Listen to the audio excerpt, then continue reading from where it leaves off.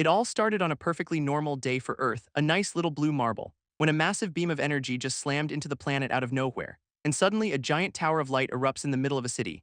Everyone's phones start blaring with emergency alerts, the helpful kind, while civilians are just staring up as the sky burns, completely helpless, because a literal paragon of destruction, this massive dragon, has just arrived. And the city is immediately engulfed in flames as it goes on a rampage, yet one kid, just one, stands his ground against this city-sized beast. This thing looks absolutely furious, ready to vaporize anything in its path, but our boy Kurabohi Gui is not backing down, vowing he will not lose. He has lived with stubborn pride for 15 years, a real tough guy act. And on this day, that pride gets him eaten, a real short story. So rewind 10 years, and we see how this whole mess actually started. When thousands of alien life forms called Evas just dropped from space, humanity's weapons were completely useless against them, a total curb-stomp battle. But ironically, the Evas scattered a cosmic substance that awakened human abilities. This gave humanity a fighting chance, letting them punch back with superpowers, which brings us to the present at the 8th Special Forces Training School. This top academy for kids with exceptional alpha abilities, the best of the best. And our boy Gui, somehow not digested, is now a student here too. So here is Gui, a bright-eyed student at the academy ready to take on the world. Except psych, he is actually just the part-time janitor, a real glowdown. Immediately, some top-tier jerks try to make him their personal trash boy, because society now runs on a power ranking pyramid from F rank all the way to S, and our boy Gui is so special he is not even on the chart, completely unranked. But he is not taking that disrespect, crushing the can with some serious intent, telling the bully to throw away his own garbage because rank does not mean a thing. He's got no intention of losing this fight, ready to throw down right now. And he gets absolutely folded in about 2 seconds flat, a true warrior's end. This unranked bully pins him down, reminding him that unranked trash does not give orders, then summons a fireball to teach him a very hands-on lesson about supremacy. Just as he is about to get roasted, the flames are instantly frozen solid, leaving Gui holding a literal ball of fire ice, completely bewildered. Both of them are looking around like idiots, wondering who just crashed their party, when a girl appears, scolding the bully for wasting his powers on a civilian. This is Hyogga Orin, an S-rank elite known as the Ice Wall Witch, and the bully immediately gets defensive, calling her out for being a hypocrite. She ignores him, kneels down, and tells Gui he should not defy his superiors, then adds that in an emergency, the strong are literally allowed to kill the weak. Hearing this, Gui just gets this dark, calculating little smile on his face. Instead of being intimidated, Gui just hands her the can, thanking her for the assist, then drops a whole life lesson, saying a person's worth comes from their actions, not rank. With that, he announces his grand purpose is to support the heroes by cleaning, a true calling. Hyogga is just completely short-circuiting, wondering what kind of weirdo she just met, and our boy just waves goodbye, leaving the S-rank elite totally bewildered in his wake. This whole philosophy, by the way, comes from a flashback 8 years ago, when a little Gui was crying to his mom about being bullied for having no powers. She tells him that what you have does not matter, it is what you do that defines you. Holding his hands, she encourages him to find his own way to be useful to others, and the words sink in, a core memory being forged right there in that sunny field. Little Gui lights up, promising his mom he will give it his absolute best shot, as her voice echoes, telling him to do his best, a perfect, happy memory, right? Wrong, because the next scene is his mom unconscious in a hospital bed. A doctor explains her body is rejecting her own alpha ability, and there is no cure available. Meanwhile, 2 nurses gossip about the worthless unranked mother and her equally unranked kid. Standing alone, Gui questions this whole broken system built on ranks and superpowers, screaming that they do not get to decide his or his mother's worth, he will prove it himself. Which brings us back to the present, where he is proving it by mopping with extreme prejudice. He channels that righteous fury into wiping down windows like his life depends on it.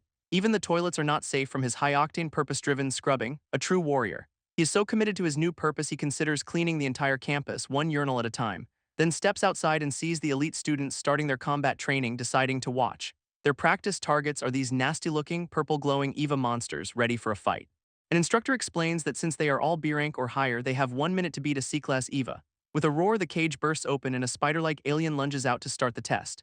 Immediately, some guy launches a mega flare while a girl throws up an absolute ice wall, their powers clashing in these huge, flashy energy crests because subtlety is for the unranked. All the other students are just gushing, already convinced they could take on S-class threats no problem. From a distance, Gui just watches these future heroes celebrate their one-hit victory over a frozen EVA.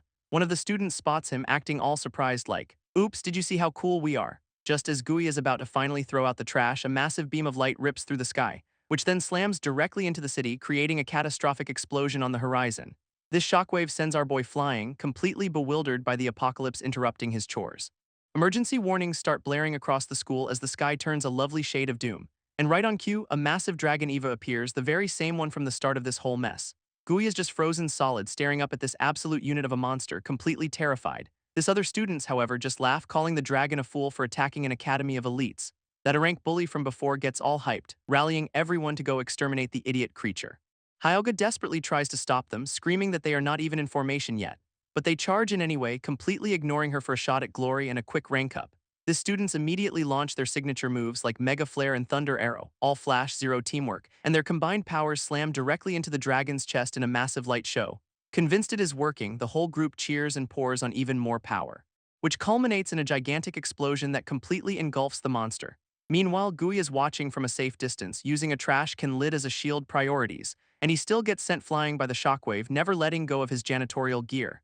As the smoke begins to clear, the students are already getting ready for their victory lap, and there they are, celebrating like they just saved the world instead of poking a god. But through the dust, the dragon's chest glows with an ominous blue light, completely unscratched. It emerges from the smoke looking less defeated and more mildly annoyed, leaving the rank bully speechless, realizing their ultimate attacks did absolutely nothing. In response, the dragon starts charging a massive beam in its mouth to return the favor. So Hyogga, the only one with a functioning brain, screams for everyone to get behind her, throwing up her signature, Absolute Ice Wall, to shield the overconfident idiots.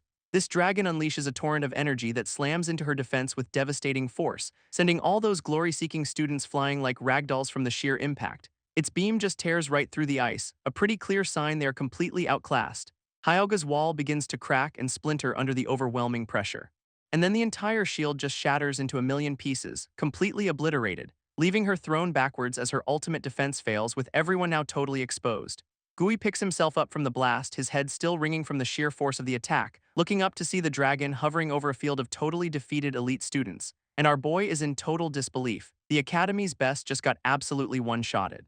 Hyogga then recognizes the monster as the same one that leveled Tokyo 8 years ago. Realizing this is the strongest EVA species, and the only smart move is to run for your life. But Gui just stands there, completely frozen by the overwhelming terror of it all, while all that big talk from the rank bully vanishes as he and his friends immediately book it. Hyogga tries to rally the cowards, screaming that the strong are supposed to protect people, not flee. But her words are lost on the bully, who is now just screaming for someone to save him. What a hero. And his heroic journey ends right there, getting chomped by the dragon like a little appetizer, which just swallows him whole without even bothering to chew, a real gourmet experience. This monster just glares down, completely unfazed, as if it is just getting warmed up, leaving Hyogga paralyzed with horror, finally realizing this thing actually eats people. Now she is completely alone on the battlefield, with the dragon's massive shadow swallowing her whole. And just to make things worse, it reveals a second mouth inside its first. Nope, not creepy at all. She is completely out of options, just staring up at her impending double-mouthed doom, when suddenly a foot slams down right in front of her. It is Gui, of all people. And our boy's brilliant plan is to throw a bag of trash directly at the city-destroying dragon, which splatters across its face, doing less than zero damage but definitely getting its attention. He then scoops up the S-rank elite, telling her it is time to get the hell out of there. Gui books it with Hyogga on his back, the dragon roaring after them with a face full of garbage, and his brilliant escape plan is to hide in the sewers, a place he knows well from cleaning them. Just as they disappear underground, the massive Eva stomps past, completely oblivious.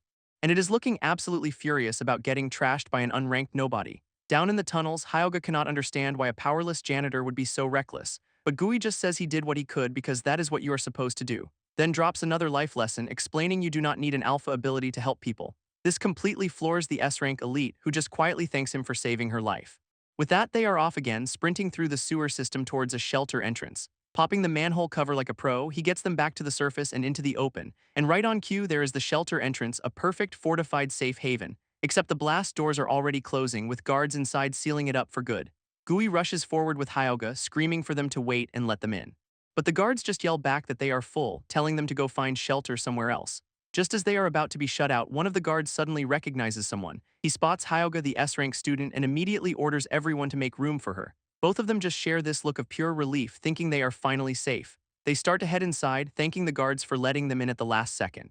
When one of the guards shoves Gui back, telling him he is not allowed inside, what a twist. They recognize him as the unranked janitor and tell him there is no room for trash like him. Gui is just stunned on the ground, while Hyogga looks absolutely furious at the guard's decision. She immediately pleads with them, screaming that this unranked trash is the one who saved her life. Hyogga even offers to give up her own spot, trying to physically pull Gui into the shelter with her. Then she pulls the rank card, declaring it is an order from a superior, using the very system she hates. But our boy just shoves her forward, making the choice for her and pushing her towards safety. This head guard could not care less, yelling that the strongest Eva is here and they need to close the door now. With his jaw clenched tight, Gui makes a split-second, world-changing decision. He throws Hyogga the rest of the way into the shelter, sacrificing himself to save her. She looks back in absolute shock, completely unable to process what he has just done. He just tells her that rank and alpha abilities do not matter in the end, then gives a confident thumbs up, saying a person's worth is defined by their actions. Hyogga reaches for him, screaming for him to wait as the massive doors begin to slide shut, and with a final deafening boom, the blast doors seal him out, separating them completely. Gui is left all alone in the smoky ruins, staring at the cold, unmoving wall of the shelter. He turns around with tears in his eyes but a look of pure, unyielding resolve, because right there, looming over the entire landscape, is the S-Class dragon Eva. It glares down at him, its mouth and horns glowing with overwhelming power. But Gui just stands his ground, declaring that if this is the strongest, then he is ready to fight. After 15 years of being treated like nothing, he has finally found his purpose, and he grips his mop handle like a legendary spear, vowing he will not lose to this monster. He screams that even without powers, he is not about to lose his pride, and the dragon immediately proves him wrong by snapping him up like a twig. As he is being crushed, our boy just bitterly thinks about the irony of dying a hero, finding some grim satisfaction that this is a decent way for a nobody to go out. Meanwhile, Hyogga is in denial, realizing his whole speech about actions was just a front, because in a flashback we see Gui's true desire was always to have an alpha ability. His only wish was to be strong enough to defend his mother from everyone who looked down on her. But floating in the abyss of death, he knows that dream is officially over. With his last thoughts, the kid apologizes to his mom for failing her. When suddenly a mysterious system window pops up in the void, talk about weird timing. It announces that the activation condition for an alpha ability has been met, death. Red data streams pour into him as his new power activates, Apex Predator Black Hole, which manifests as a massive, ominous sphere of pure gravitational nope. This system then declares it is beginning target consumption, which sounds fun for exactly one person. Back in the real world, the dragon looks absolutely baffled as its stomach starts to rumble. Its entire body begins to crack and implode, getting eaten from the inside out. That black hole is now tearing its way out, with the consumption rate already at 20%. This S-Class monster screams as it is violently dragged into the void, hitting 40% consumption. This creature keeps getting pulled apart piece by piece, its form dissolving as the rate climbs to 65%. And by 90%, the dragon is almost completely gone, leaving behind a glowing orb of pure power. This system announces consumption is 100% complete, and now it is time for the reconstruction phase. All that is left of the S-Class monster is this single glowing orb of concentrated power, which immediately starts to crack like a cosmic egg that is about to hatch, and then just erupts in a massive pillar of pure white energy, blasting straight up into the sky as the orb completely shatters apart. Out of the explosion, a reborn Gui emerges, now covered in glowing blue markings. He lands on the remnants of the orb, looking around completely dazed and confused. Our boy is just trying to process the fact that he was in fact eaten by a dragon, but his most pressing thought is that he is starving. A man's gotta have his priorities. A new system window pops up, confirming he has absorbed the dragon's power and can now use it. Gui, however, is still just laser-focused on his rumbling stomach, completely ignoring the god-tier upgrade. He just soaks in the energy, probably wondering where the nearest celestial vending machine is. This massive sphere he is standing on starts to crumble and fall apart beneath him, sending him tumbling to the ground, totally drained but with a new black hole on his hand. This thing is literally a swirling vortex of cosmic energy just sitting in his palm, very casual. That giant orb then starts rolling towards him, drawn in by his new gravitational pull, and all the surrounding debris gets sucked into the vortex he is creating, when a voice suddenly echoes in his mind, demanding he give it back. Gui is totally confused by the voice in his head, which is now screaming for its body back, because the dragon's consciousness is still here and it is absolutely furious about being evicted. Gui is still reeling from the power-up, realizing he is now connected to the strongest species, when the dragon's consciousness appears, absolutely screaming for its body back. Then our boy jolts awake with a massive scream, very much not in a dragon's stomach, finding himself sitting up in a sterile, empty hospital room all alone. He's just trying to process being alive since he vividly remembers being eaten, when he notices a strange, swirling black orb in the palm of his hand. And his brilliant first guess is that it is just a bruise, a solid diagnosis. Suddenly, a beam of light shoots out from the bruise with a flash, and a tiny chibi version of the dragon pops out, still yelling about its stolen body. Gui just holds the little creature, completely confused as it calls him an insolent fool. This mini monster tries to puff out its chest, boasting about its magnificent horns and fangs, then proudly declares itself the king of all aliens and the strongest species, all 5 inches of it. Our boy just flashes back to the actual city-destroying kaiju and is not buying this squeak toys act. This little guy absolutely loses it, pointing to its horn patterns as undeniable proof of its identity. To finally convince him, it offers to reveal its super-secret, very important true name, striking a dramatic pose like it is about to change the world, only to completely forget what its name is, a classic case of post-death amnesia. Fed up with all the theatrics, Gui just straight up punches the tiny ghost. He starts shaking the little thing, calling out its pathetic act and demanding it stop messing with him. Then he gets dead serious, reminding it of all the students it killed and vowing to make it atone. This little dragon screams that Gui already ate it and should remember to avenge it. Logic is not its strong suit. It then claims Gui's body is literally made from its own, which is all the proof it needs. This new info plus the glowing horn on his head leaves our boy completely speechless. This dragon recaps how it got eaten from the inside, adding that Gui now smells just like it. Now it is stuck in this pitiful chibi form and can speak the language of inferior humans. It keeps insisting its original body was the strongest, while Gui just holds the squeaky toy, trying to process. Suddenly he panics, hearing someone approach and yelling for them to hide. And just like that, the door to his hospital room slides open with a flash of light. Standing in the doorway is none other than Hyogga, looking serious and ready for answers. But her serious face melts into pure relief and she is just so happy he is finally awake. He recognizes her from school as she introduces herself, all while hiding the dragon behind his back. Gui gets super casual, telling her to call him Gui, which completely throws the S-ranker off. Her friendly vibe vanishes as she flashes back to him, ignoring her orders and sacrificing himself. She calls him out for disobeying her, but he just calmly says he did what he could do. In response, the entire room's temperature plummets as ice crystals fill the air. And Gui is shivering, realizing this is not just a friendly chat anymore.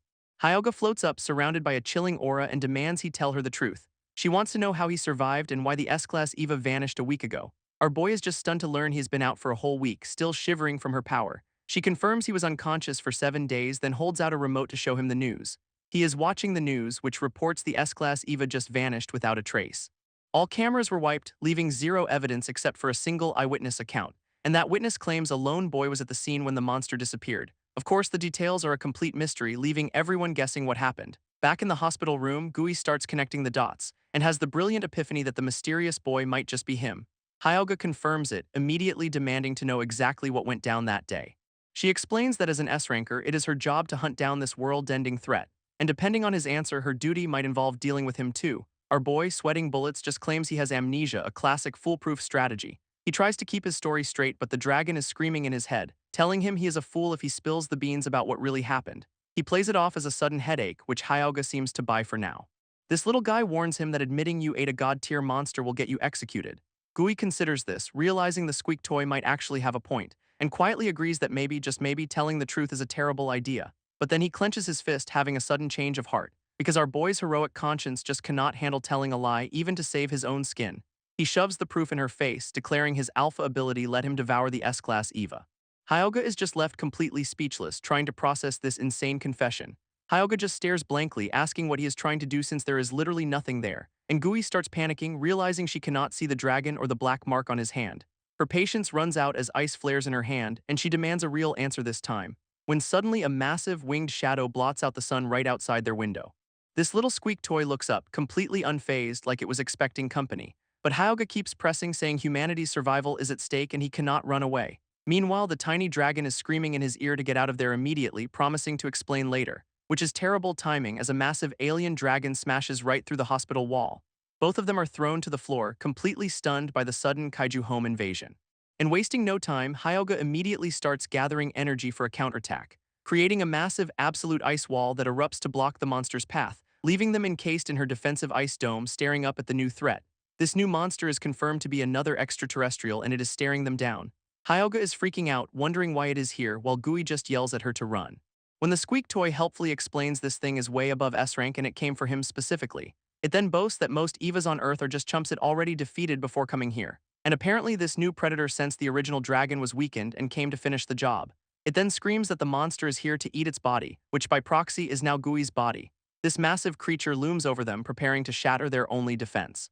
And it slams into the barrier, cracking the absolute ice wall that is supposed to stop S-rank attacks.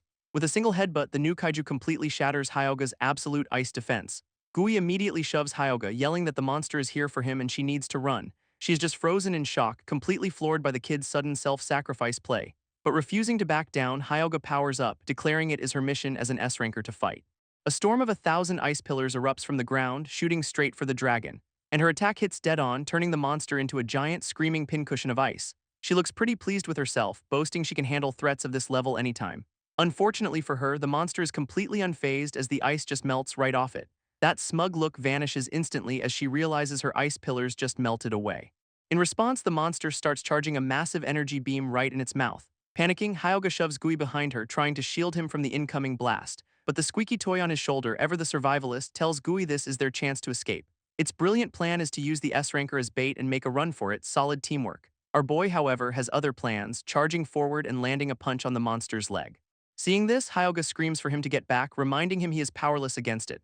But our boy just flashes this determined smirk, completely ignoring her warning. He declares he is just doing what he can, and if the monster wants him, it has got to fight. This plan works, and now the massive creature is laser-focused on him on the hospital rooftop. After his big heroic speech, our boy immediately panics, realizing he has no actual plan, classic Gooey. His genius escape plan involves jumping to a tree to lead the city-sized monster away from people. This squeak toy is having a full-blown meltdown, screaming that it is his asterisk body Gooey is about to wreck. Gooey just yells back that there is no other choice, earning a "you damn idiot" from his tiny companion. With a surge of power, his foot cracks the rooftop as he prepares to launch, and our boy goes flying off the building like a superhero who skipped orientation day. He is completely stunned by the sudden flight, just screaming into the wind in total shock, soaring high above the city with a newfound and very temporary sense of grace. For a glorious moment, he is just amazed at how incredible it feels to be airborne, until the very important question of how do I get down finally hits him. Gravity immediately answers that for him, sending them into a terrifying nosedive. When the tiny dragon, now the adult in the room, tells him to calm down and focus on landing, his hand glows with that same strange energy as he braces for a very messy impact, and he slams into the ground with a massive shockwave of light, leaving him in a perfect superhero landing pose inside a brand new crater. After a moment, he just winces, expecting a world of pain from that fall, but then his eyes snap open, realizing he does not feel a single thing. He is just standing there, completely baffled as to why he is totally unharmed, and the little guy smugly explains it was all thanks to its borrowed power. Right on cue, a massive energy beam obliterates the spot they were just standing on, as the predator dragon descends, forcing them to find a less populated battlefield. This monster looms over them with a terrifying roar, and Gooey is right back to panicking.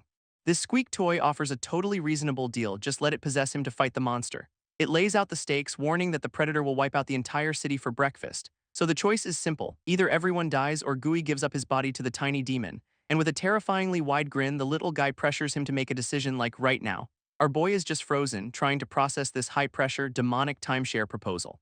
He grabs the tiny dragon, demanding to know what hand over my body even means, while his companion just repeats that it was originally its body anyway, so finders keepers. It even reminds him that his superhero jump was a free trial of its power, a trial that saved his life. As the predator roars impatiently, the squeak toy screams at him to hurry up or die, then points out that letting the other monster get the body means everyone dies anyway, so pick your poison. But Gooey flat out refuses, yelling he remembers the chaos it caused at his school and will not trust it. Right on cue, another massive energy beam forces him to dive for cover, narrowly avoiding vaporization. This predator seems to know these flames will not kill him since it is aware this is the original dragon's body. Suddenly, a woman's scream cuts through the chaos and he spots a civilian nearby. It is a girl in a wheelchair who did not evacuate, now directly in the monster's path. Getting totally distracted by the new damsel in distress, Gooey realizes he is in deep trouble. He immediately starts taunting the kaiju, yelling for the damn bird seal to focus on him instead. His tiny companion is absolutely livid, screaming at him to stop the heroics and just hand over the body. Gooey clenches his fist, realizing if his body really is the strongest, then maybe he has a shot, and with a look of pure determination, he winds up for a punch, ready to go another round.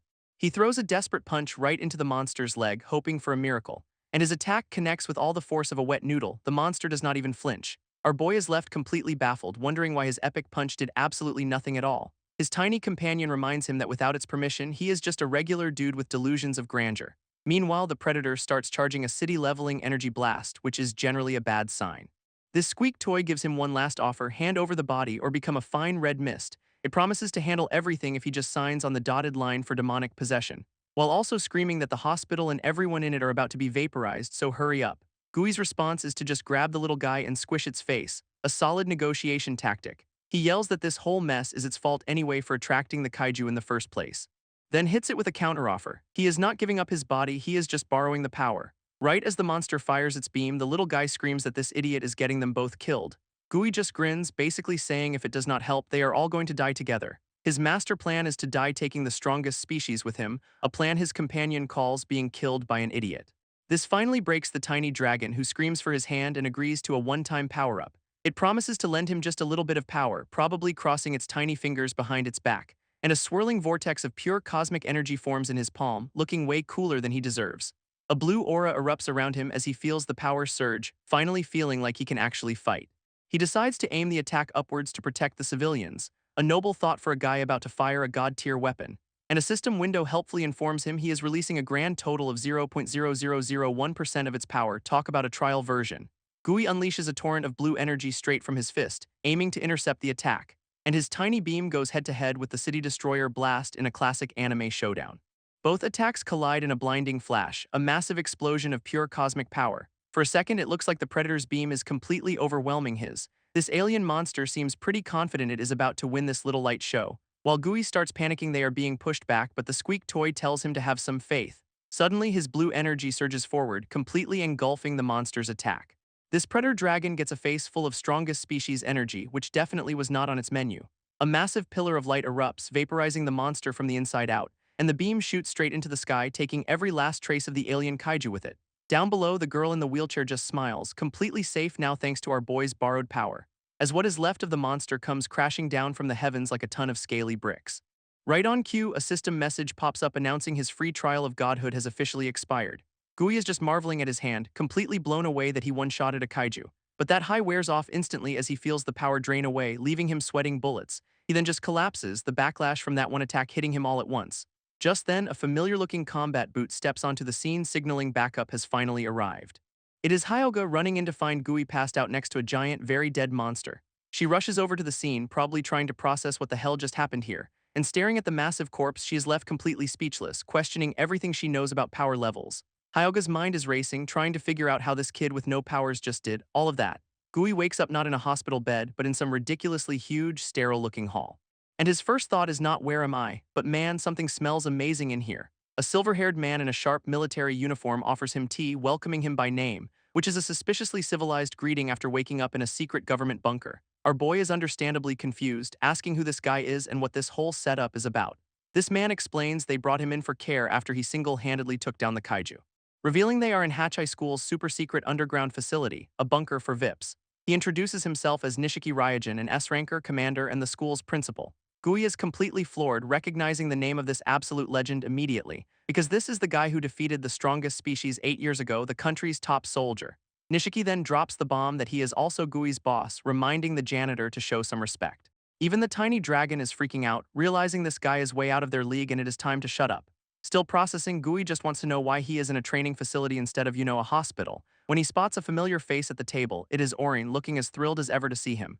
His face just lights up with a huge, goofy grin, totally relieved that she is okay. And she just looks away, trying to play it cool while saying she is glad he is safe too.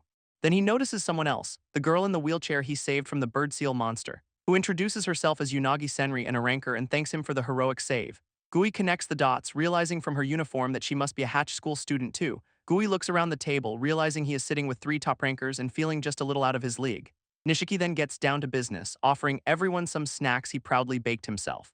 And they are adorable little animal-shaped cookies, which absolutely does not fit his terrifying commander vibe.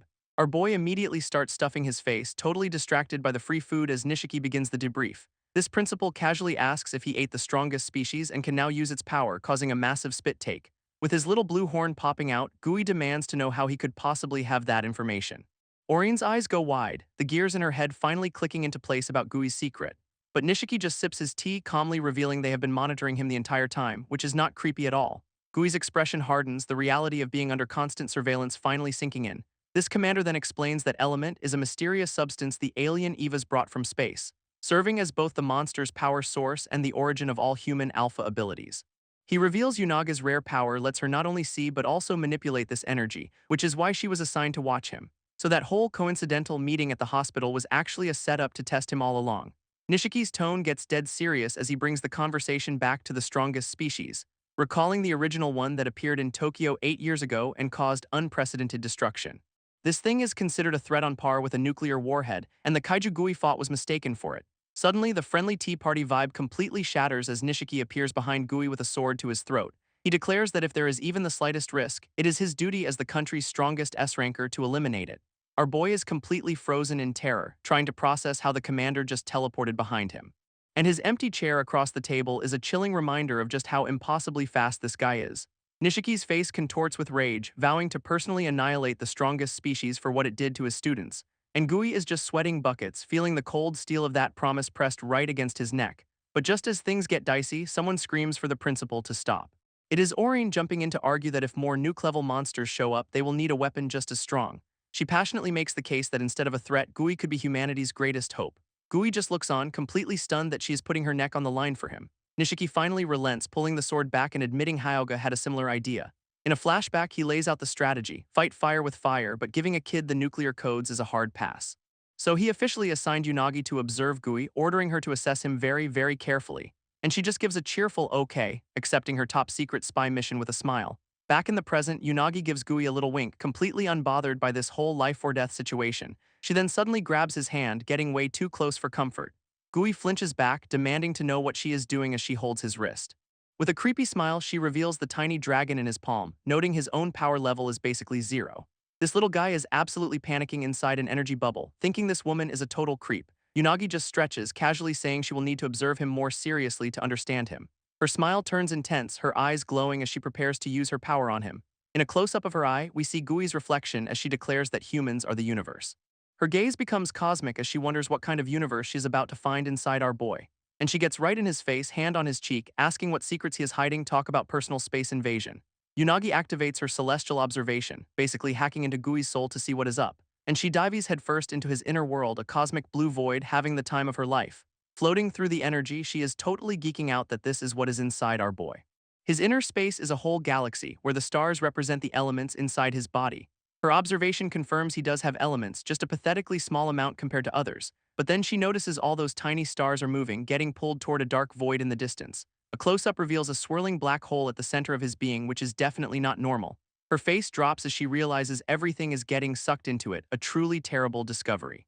This void just keeps growing, a terrifying vortex of pure nothingness pulling everything in. It finally hits her that Gui's secret alpha ability is not just weak, it is a literal black hole. And now she's getting pulled into her little psychic joyride, turning into a horror movie. She tries to fight the pull but is completely powerless against its insane gravity. This energy around her twists into a violent vortex, dragging her straight into the abyss.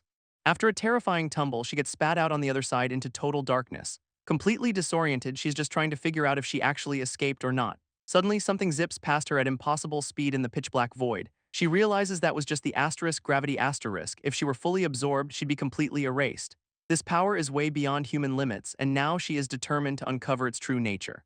So with zero self-preservation, she decides to dive even deeper into the danger zone. At the center, she finds the tiny dragon trapped inside a black sphere, the true core of this cosmic mess. Inside his soul, she finds a massive, terrifying dragon and immediately connects it to the strongest species. This thing lunges forward, a pure nightmare of teeth and glowing blue energy.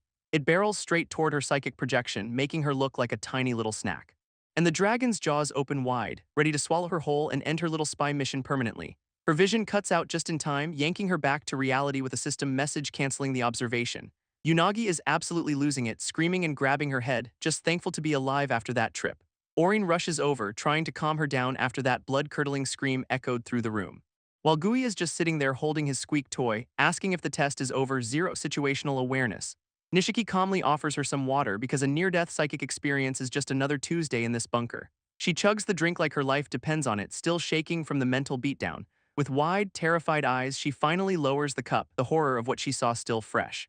This principal, ever the professional, immediately asks for the results of her little soul dive. Unagi drops the bombshell. Gui's alpha ability is a literal black hole inside his body, which explains his zero-element status. He has been absorbing his own power, confirming he really did eat that monster. She then reveals she was sucked in and found the strongest species imprisoned at the core.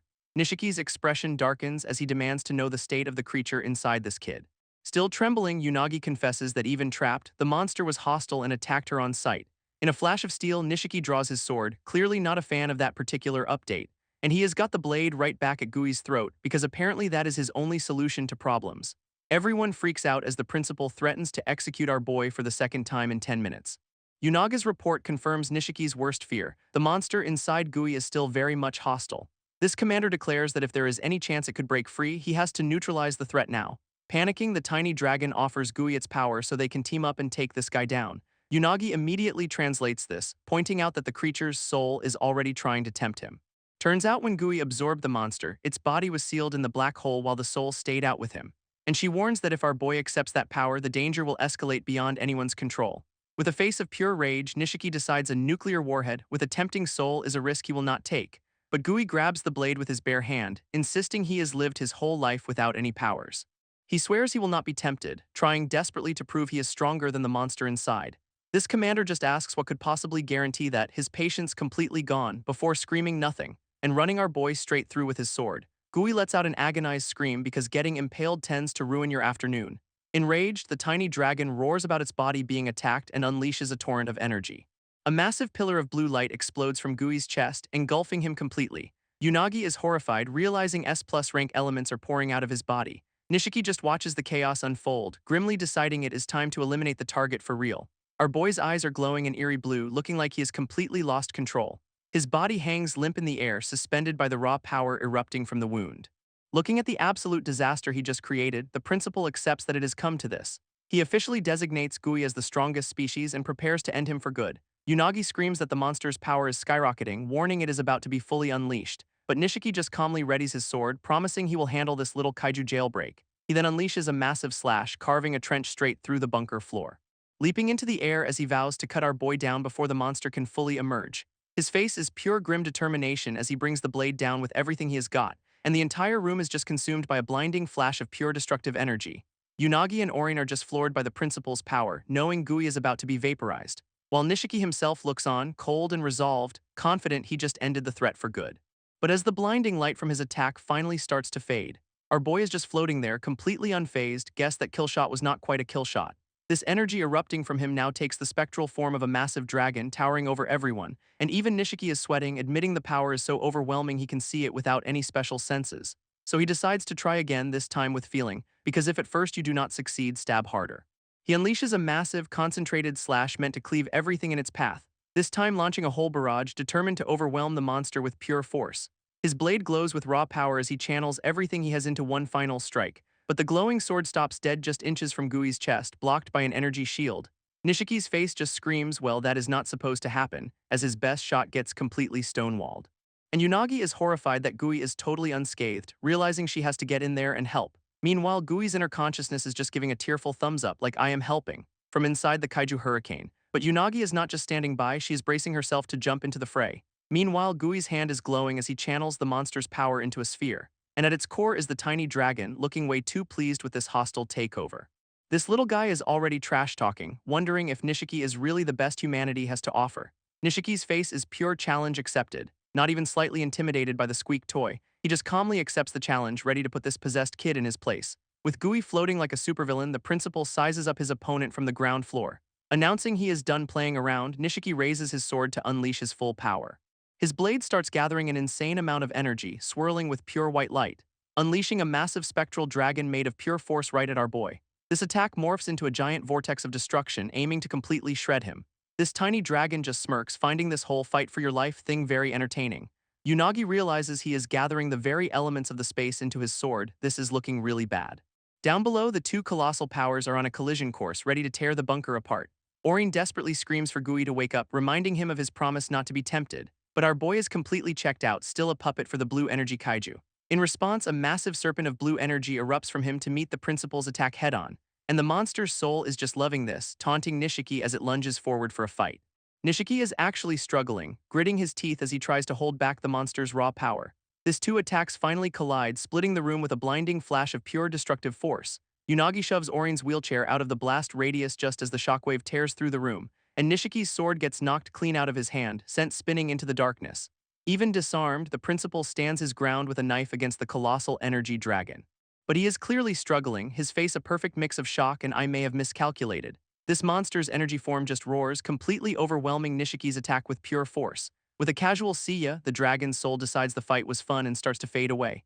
Unagi and Orin are screaming for the principal, absolutely convinced he just got vaporized. As the dust and raw power finally settle, the entire training room is a total wreck.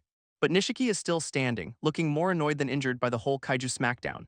This blue energy recedes into a single column, and a new voice asks why it is suddenly so dark. All that insane power is flowing back into Gui, who is now standing on his own 2 feet. His eyes are shadowed, but it is clear our boy is finally back in the driver's seat. Nishiki just watches intently, trying to figure out who exactly is in control of the body now. And he straight up asks if he is talking to the monster or to Gui himself. With a confident smirk, Gui says he told them he would not be tempted by the monster's power. Turns out, getting stabbed and knocked out was the key. It gave him the time to regain control of his body. This principal seems to be processing this, maybe even a little impressed the kid actually pulled it off. Then Gui just summons an energy wolf and smacks himself in the head with it, his own unique form of discipline. He grabs the tiny dragon, scolding it for going on another rampage and threatening to eat it for real this time. Holding the terrified squeak toy to his face, he asks if it needs another lesson, an absolute power move. Unagi is just staring at his eyes, which have become terrifying, soulless black pits. This poor little dragon is getting squeezed so hard it is having flashbacks to being devoured. Talk about trauma. It is remembering its original, massive body getting completely torn apart by Gui's black hole power. This tiny terror immediately starts begging for its life, promising to be good if Gui just stops. And just like that, the strongest species curls into a sad little ball in his hand, totally defeated.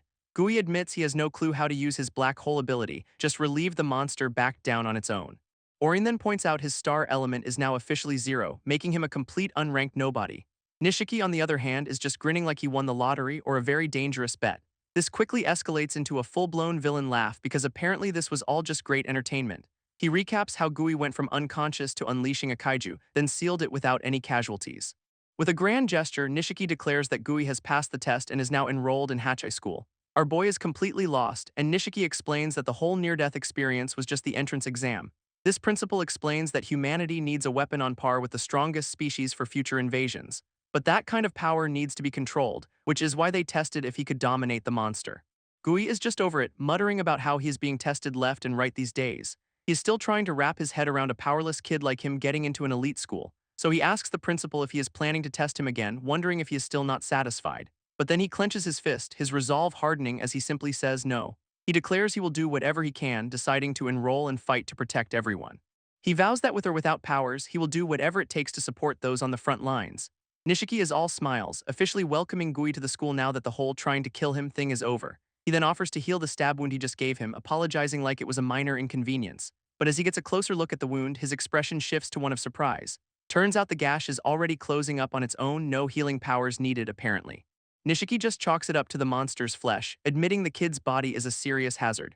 With that settled, he introduces Gui to a new girl, Hyogga, who is apparently the top student. She looks a little overwhelmed by the whole situation but promises to do her best to look after him. Orin, now called Senri, gets her new assignment to change classes and keep an eye on Gui. This girl is absolutely losing her mind with excitement, totally fired up to observe Mr. Strongest Species. Even the tiny dragon is sweating, thinking this new girl is seriously terrifying. Nishiki just watches the chaos unfold, smugly noting that things are about to get interesting. Then, in a complete non-sequitur, the principal pulls a thermos from his pouch. He casually offers Hyogga some tea, who politely declines since she brought her own bottle, so he just helps himself to a cup, taking a sip while Hyogga just stares, completely baffled. Mid-sip, he gives Hyogga a casual but deadly order. If Gui loses control, she has to kill him. Her face is pure shock because kill your new classmate was not in the student handbook. Nishiki explains he is usually busy with S-rank threats, so she is the designated babysitter/executioner. She is clearly not confident, remembering how her ice wall got shattered by that same power. This principal just casually sips his tea, reminding her that yeah, the monster did break her wall. But he insists her Ice Star Europa ability should be enough to take Gui down before a full-on kaiju situation. Nishiki keeps sipping his tea, casually pointing out she could have stopped Gui if she'd actually tried.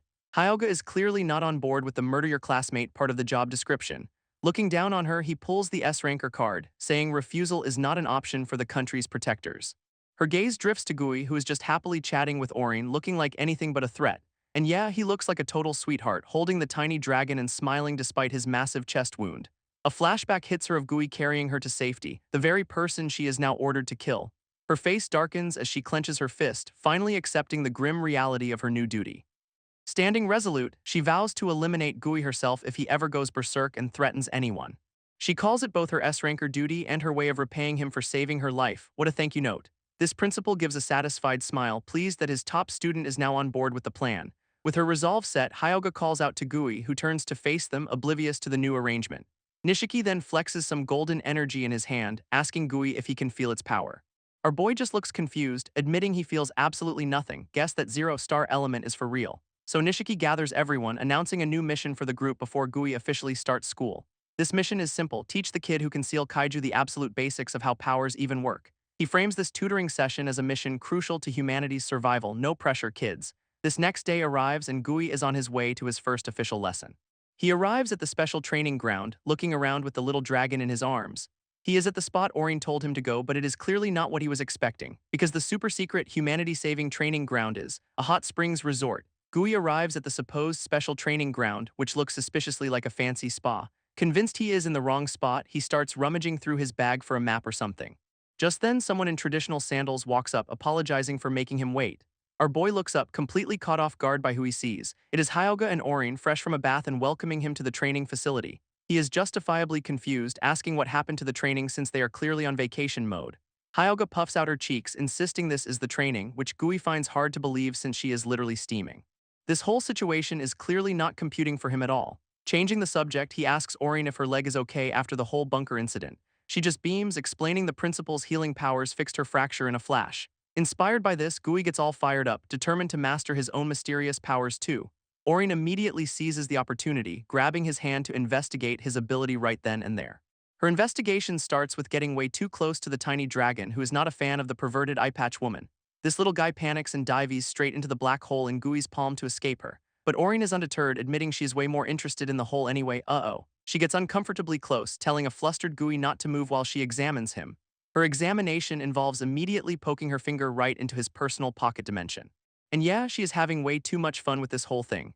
As her finger sinks in, Gui yelps that it is ticklish, which is probably the most wholesome reaction to this. She then proudly announces she got 2 fingers in and invites Hyogga to try, while Gui begs her to stop treating him like a science experiment.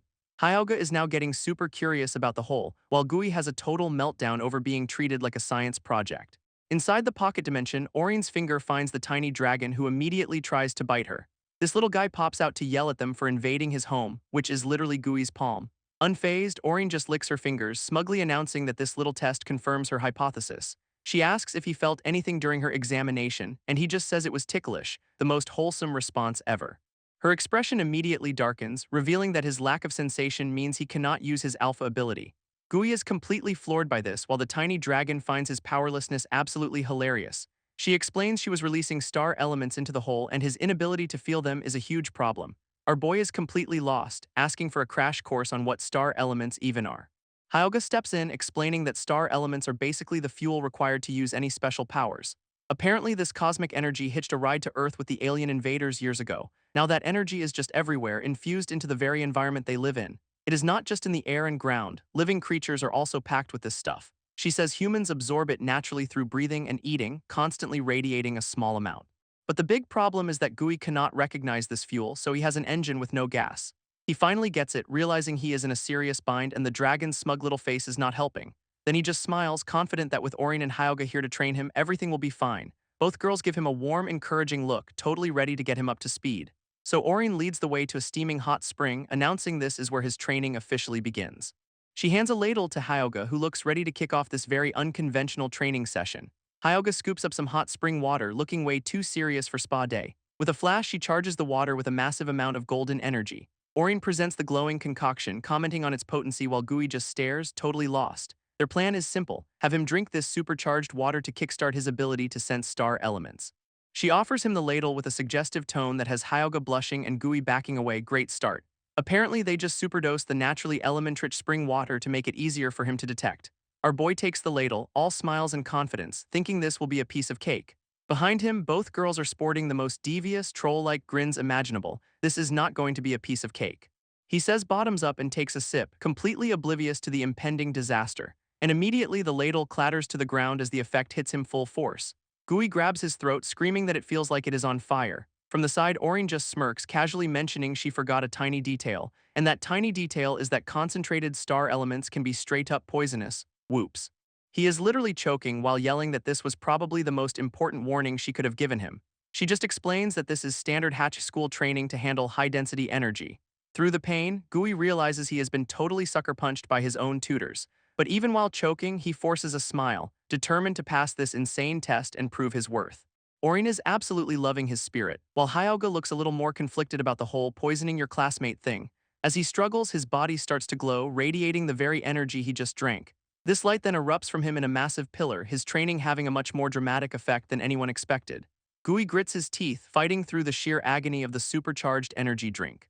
His entire body starts glowing, and he can literally feel the power coursing through his veins for the first time. With wide eyes, he finally starts to understand what is happening to him. He stares at his hand, finally connecting the dots. This must be what star elements feel like. Holding the tiny dragon, he is practically buzzing with excitement, now fully sensing the power. His tutors are all smiles, cheering that he is finally sensing star elements. Phase 1 of the poison training is a success. But just as quickly as the energy appeared, it seems to be vanishing into the sky. Our boy looks up, totally baffled by what is going on now. With his senses now unlocked, he is shocked to realize the entire area is just swimming in star elements. This energy is practically pouring out of the hot spring water. and it is even radiating from all the trees surrounding them. This whole place is a natural power spot, which is why the school uses it for special training. At that moment, the last of the energy he absorbed just vanishes completely. He is left totally confused, asking why the star element inside him just disappeared. Orin just gives him a look, preparing to drop another bombshell on the poor guy. Turns out, her special ability let her see all that energy getting sucked straight into a black hole inside him. Our boy's expression is pure shock as he tries to wrap his head around that. She smugly clarifies that his body is like a bucket with a giant hole, nothing stays in. This awful realization hits him. If he cannot store energy, he cannot use any alpha abilities. And so he is left standing there, processing the fact that his incredible power is also his biggest weakness. Just as Gui's despair sets in, Hyogga gets a sudden flash of inspiration. Her brilliant plan is for everyone to just hop in the hot spring since it is full of star element. Orin is immediately on board with this, hyping up the training while Gui looks totally lost. He tries to protest, reminding them he is supposed to be working not on a spa day. They just walk off, dropping some sage wisdom that thinking for yourself is also training. What a cop-out. Our boy is left completely speechless, and even his tiny dragon is mocking him for getting ditched. So he ends up in the water anyway, wondering if this is all just an excuse for them to relax. Meanwhile, the little dragon is having the time of its life, chugging the energy-rich water straight from the source. It even has the nerve to gloat about how tough it must be for people with no talent. Then it just points and laughs, rubbing in the fact that Gui cannot use any powers at all. That little bit of trash talk earns it a swift smack. Gui bonks the little pest on the head, telling it to shut up while he is trying to be serious. He sinks back into his funk, staring at his hands and feeling completely useless. Surrounded by all this power, he cannot even absorb or manipulate a single drop of it. This little dragon just swims by, completely unbothered by his existential crisis. In a fit of frustration, he just splashes water all over his face, trying to snap out of it. But then a fire lights in his eyes, declaring his one redeeming quality is that he never gives up. Over in the women's bath, Hyogga and Orin are just chilling, completely unaware of his breakthrough. Hyogga lets out a sigh of relief, enjoying the peace and quiet of the hot spring. Orin then brings up the real problem. Even if he can sense energy, he is still screwed without any actual abilities. Hyogga explains that since abilities are tied to perception, Gui has to figure this out all by himself. Orin agrees, adding that her methods would just be noise to him, a very helpful vote of confidence. So they decide to just have faith and wait, which sounds a lot like an excuse to keep relaxing.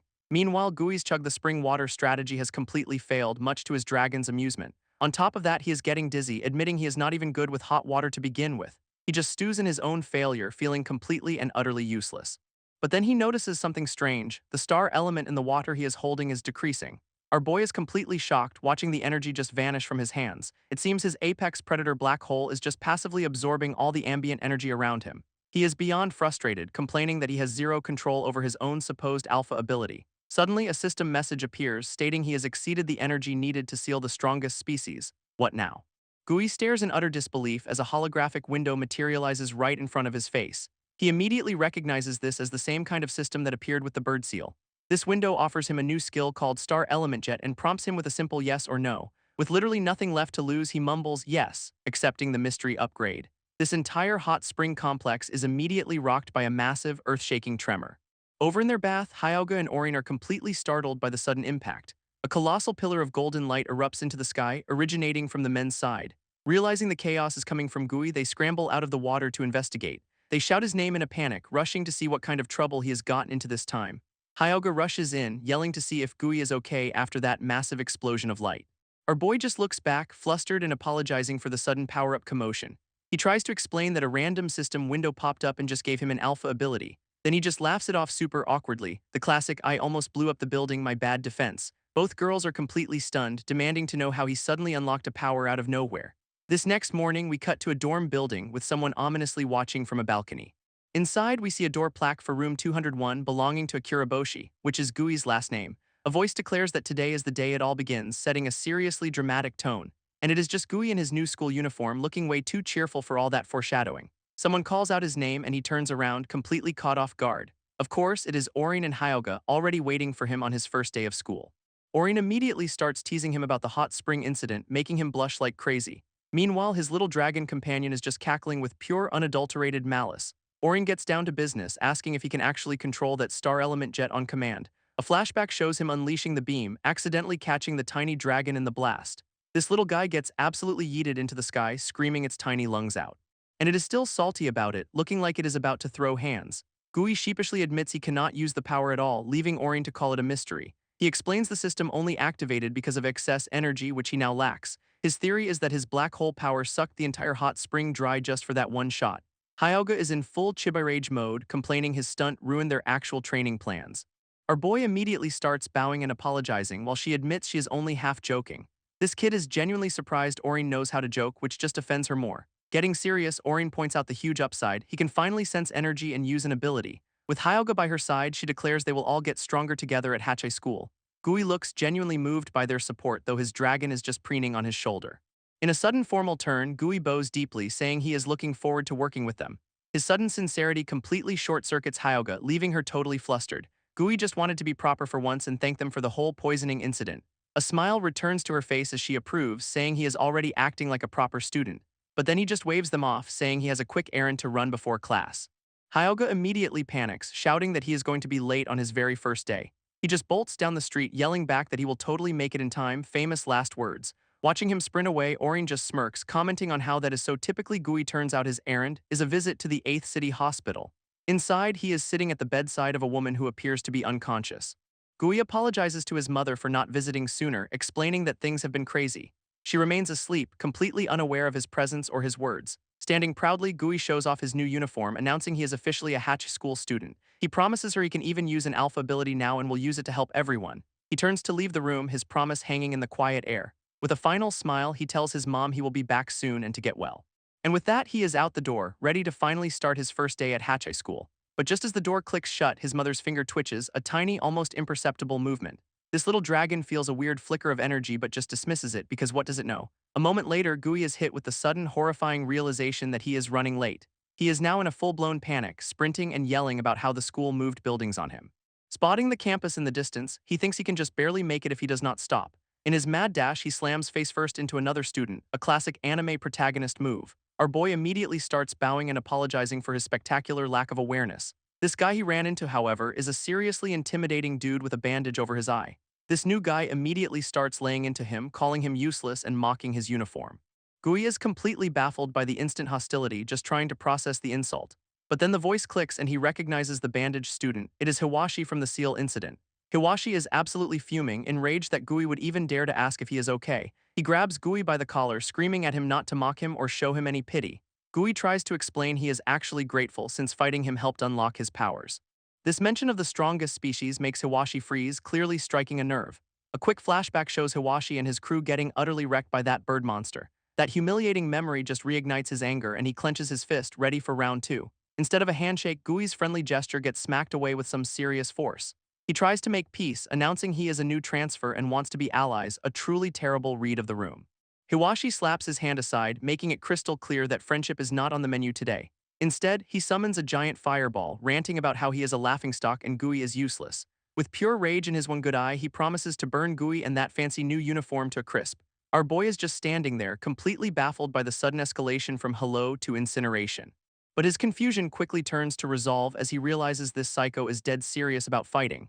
A crowd immediately gathers because nothing gets students more excited than a first-day beatdown. And look who it is, Hyogga trying to play the student council card to break things up. Too late for that as Hiwashi unleashes a massive wave of fire right down the street at Gui. Gui flinches back, completely caught off guard by the sheer scale of the attack. Hyogga sprints forward, absolutely losing her mind that he is in a fight before first period even starts. But then a hand clamps over her mouth, stopping her mid-shout. Of course it is Orin, holding her back with a grin that just screams, "Let us see where this goes." She tells Hyogga to chill out, whispering that this is way too interesting to interrupt. Orin seems totally unbothered, noting that a rank Hiwashi getting some combat experience is just fine. Her logic is that Gui has to prove his strength anyway, so why not with a public duel to the death? Hyogga, however, looks absolutely horrified, clearly not a fan of this sink or swim entrance exam. Meanwhile, a massive sphere of concentrated fire is rocketing straight for Gui's face. He just stares it down, about to take a full power rank attack head-on. Hiwashi unleashes a volley of fire, mocking Gui for being a powerless nobody who can only run. Our boy is desperately dodging the explosions, which are tearing up the street around him. He is in a total panic since his one-shot jet ability has gone completely silent while his dragon just cheers for violence. Desperate for any option, his little companion points right at the black hole on his palm. A light bulb goes off as Gui stares at his hand. Maybe his energy-sucking power is the answer. Annoyed by Gui's dodging skills, Hiwashi starts charging up a much bigger, more concentrated attack. He then unleashes a mega flare, a massive beam of fire meant to turn Gui into a pile of ash. But instead of running, Gui plants his feet, a look of pure resolve on his face. His dragon screams the plan out loud, absorb the flames with the black hole, obviously. This tiny dragon immediately regrets its position as it is about to take the full force of the blast head-on. Gui shoves his hand forward, trying to catch the entire Arank fire beam with his palm. His two powers collide in a massive, blinding explosion of energy.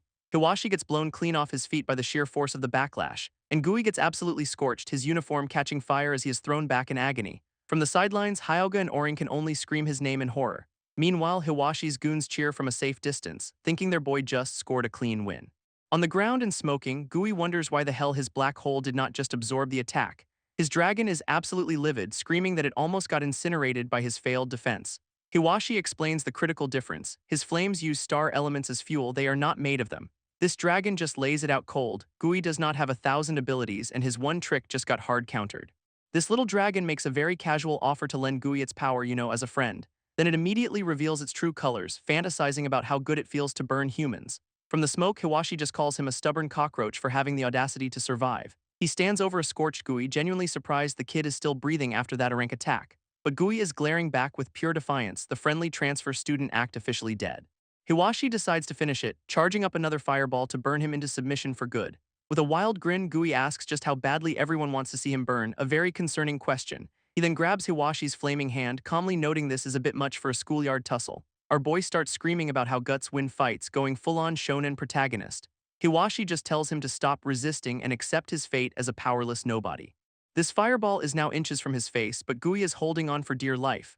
Suddenly, his black hole power activates, swirling around their locked hands in a flash of dark energy.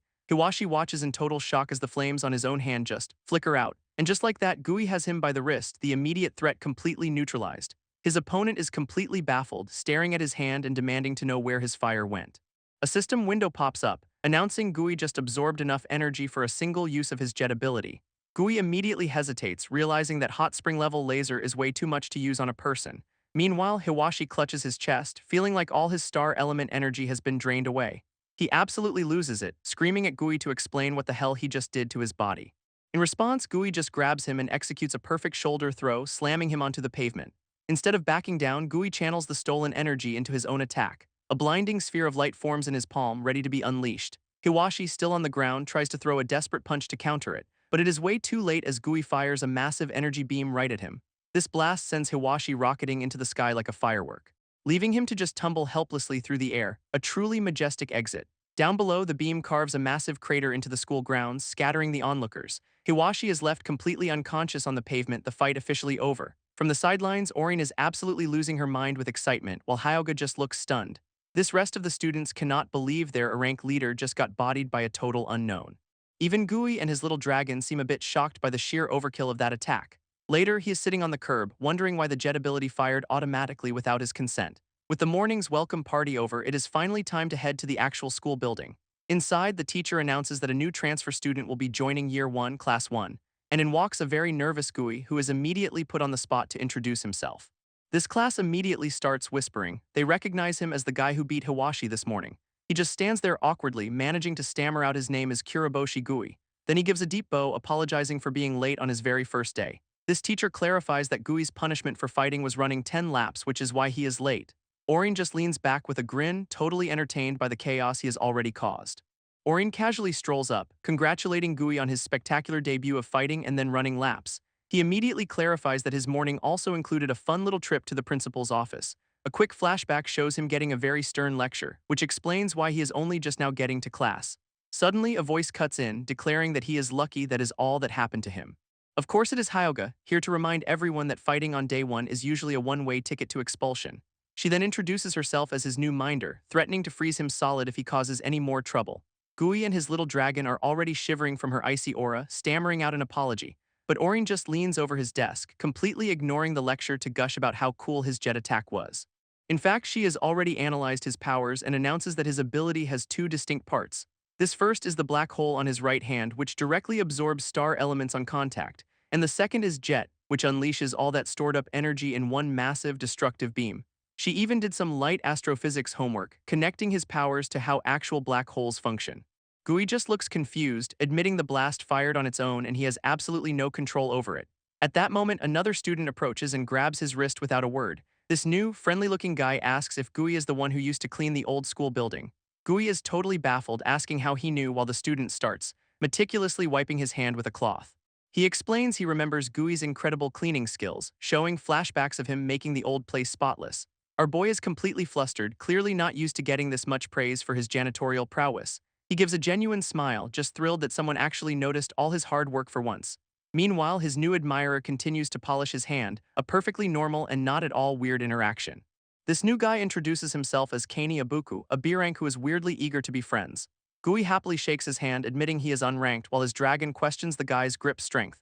Kani immediately freaks out, convinced Gui's unranked status means he is secretly a god-tier talent. But their wholesome moment gets interrupted by a hand grabbing Kani's head from behind. Of course it is Hiwashi, back from his morning humiliation and looking for someone to bully.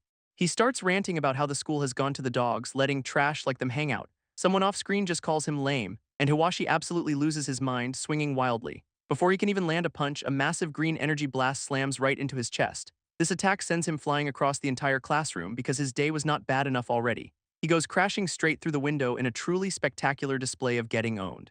Gui just watches, completely baffled, as his morning rival gets yeeted out of the building.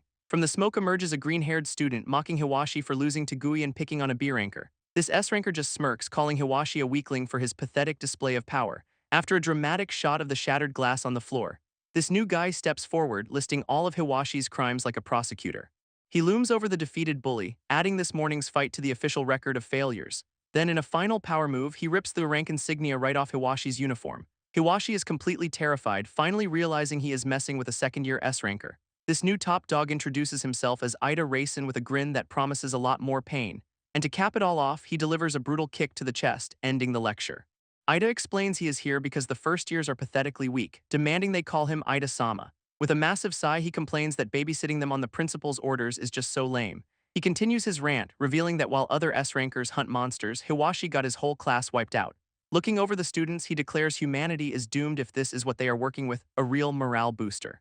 Gui and Kani can only stare in shock at this absolute train wreck of a pep talk. Then Ida gets a brilliant idea, a pop quiz for everyone, effective immediately. This entire class, including our main crew, is completely blindsided by this sudden selection exam. His test is simple: go Eva hunting and take down 5 A-class monsters per person. And for anyone who fails, the penalty is getting their rank stripped before being expelled, no pressure. 2 students immediately freak out, since most of them are B-rank and are now being sent on a suicide mission. Ida just shrugs it off, telling them that is exactly why they are all so lame. His gaze then lands on Gui, singling out the kid who already ran 10 laps this morning. Pointing right at him, Ida declares that he does not acknowledge Gui's transfer into the school. He then accuses Gui of being the suspicious kid from a monster disappearance site, hitting way too close to home. Suddenly, we see the students running down a long, empty road for their exam. Gui is already exhausted, complaining he has been running all day, which is just his life now. A girl with an eye patch named Senri jogs alongside him, offering some surprisingly cheerful encouragement. She confirms they have been running for 3 hours just to get to the exam site. Catching his breath, Gui looks around and realizes this town is not exactly bustling. In fact, the place is a ghost town, completely abandoned and falling apart, the perfect hunting ground. Orin casually explains they are outside the city's safe zone, with the little dragon getting a front row seat. We get a quick history lesson: humanity basically lost, now hiding from giant monsters in a few big cities. Worse yet, these cities are completely isolated because the monsters and magic mess with all travel and comms. Kani mentions the whole humanity is fighting backstory, which Senri immediately shuts down as pure propaganda.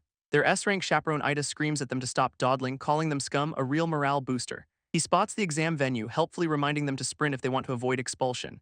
This sends the students into a full-blown panic run because that threat is extremely effective. Ida, meanwhile, is just chilling on a jeep, having made everyone else run the whole way. In a quick flashback, Ida accuses Gui of being the suspicious kid from that monster disappearance site. Gui immediately panics, realizing if the truth about his little dragon gets out, he is a dead man. Back in the present, he sees Orin and Senri up ahead and forces himself to keep running. After that 3-hour jog, our boy is completely wiped out and barely able to stand. They finally arrive at the exam venue, which turns out to be just a regular-looking forest. Gui desperately tries to catch his breath while Orin stands beside him, looking perfectly fine. She is actually super impressed he kept up with the daily trainees, giving him a huge, encouraging smile. He manages a thumbs up, explaining he trained his stamina because he does not have an alpha ability. Orin thinks that is admirable, and Gui gets all flustered, a rare moment of genuine praise. But the good vibes are cut short by Ida yelling for all the scum to gather for the briefing. He announces the simple test: just head into the mountain and hunt 5 A-class monsters per person, and with a final threat he sends them off: fail and you lose your rank and get expelled. The students immediately start freaking out because this test sounds a lot like a death sentence. One brave soul points out that they are mostly B-rankers and A-class monsters are way out of their league. Ida's thoughtful, nuanced response to this valid concern is a single smug lame.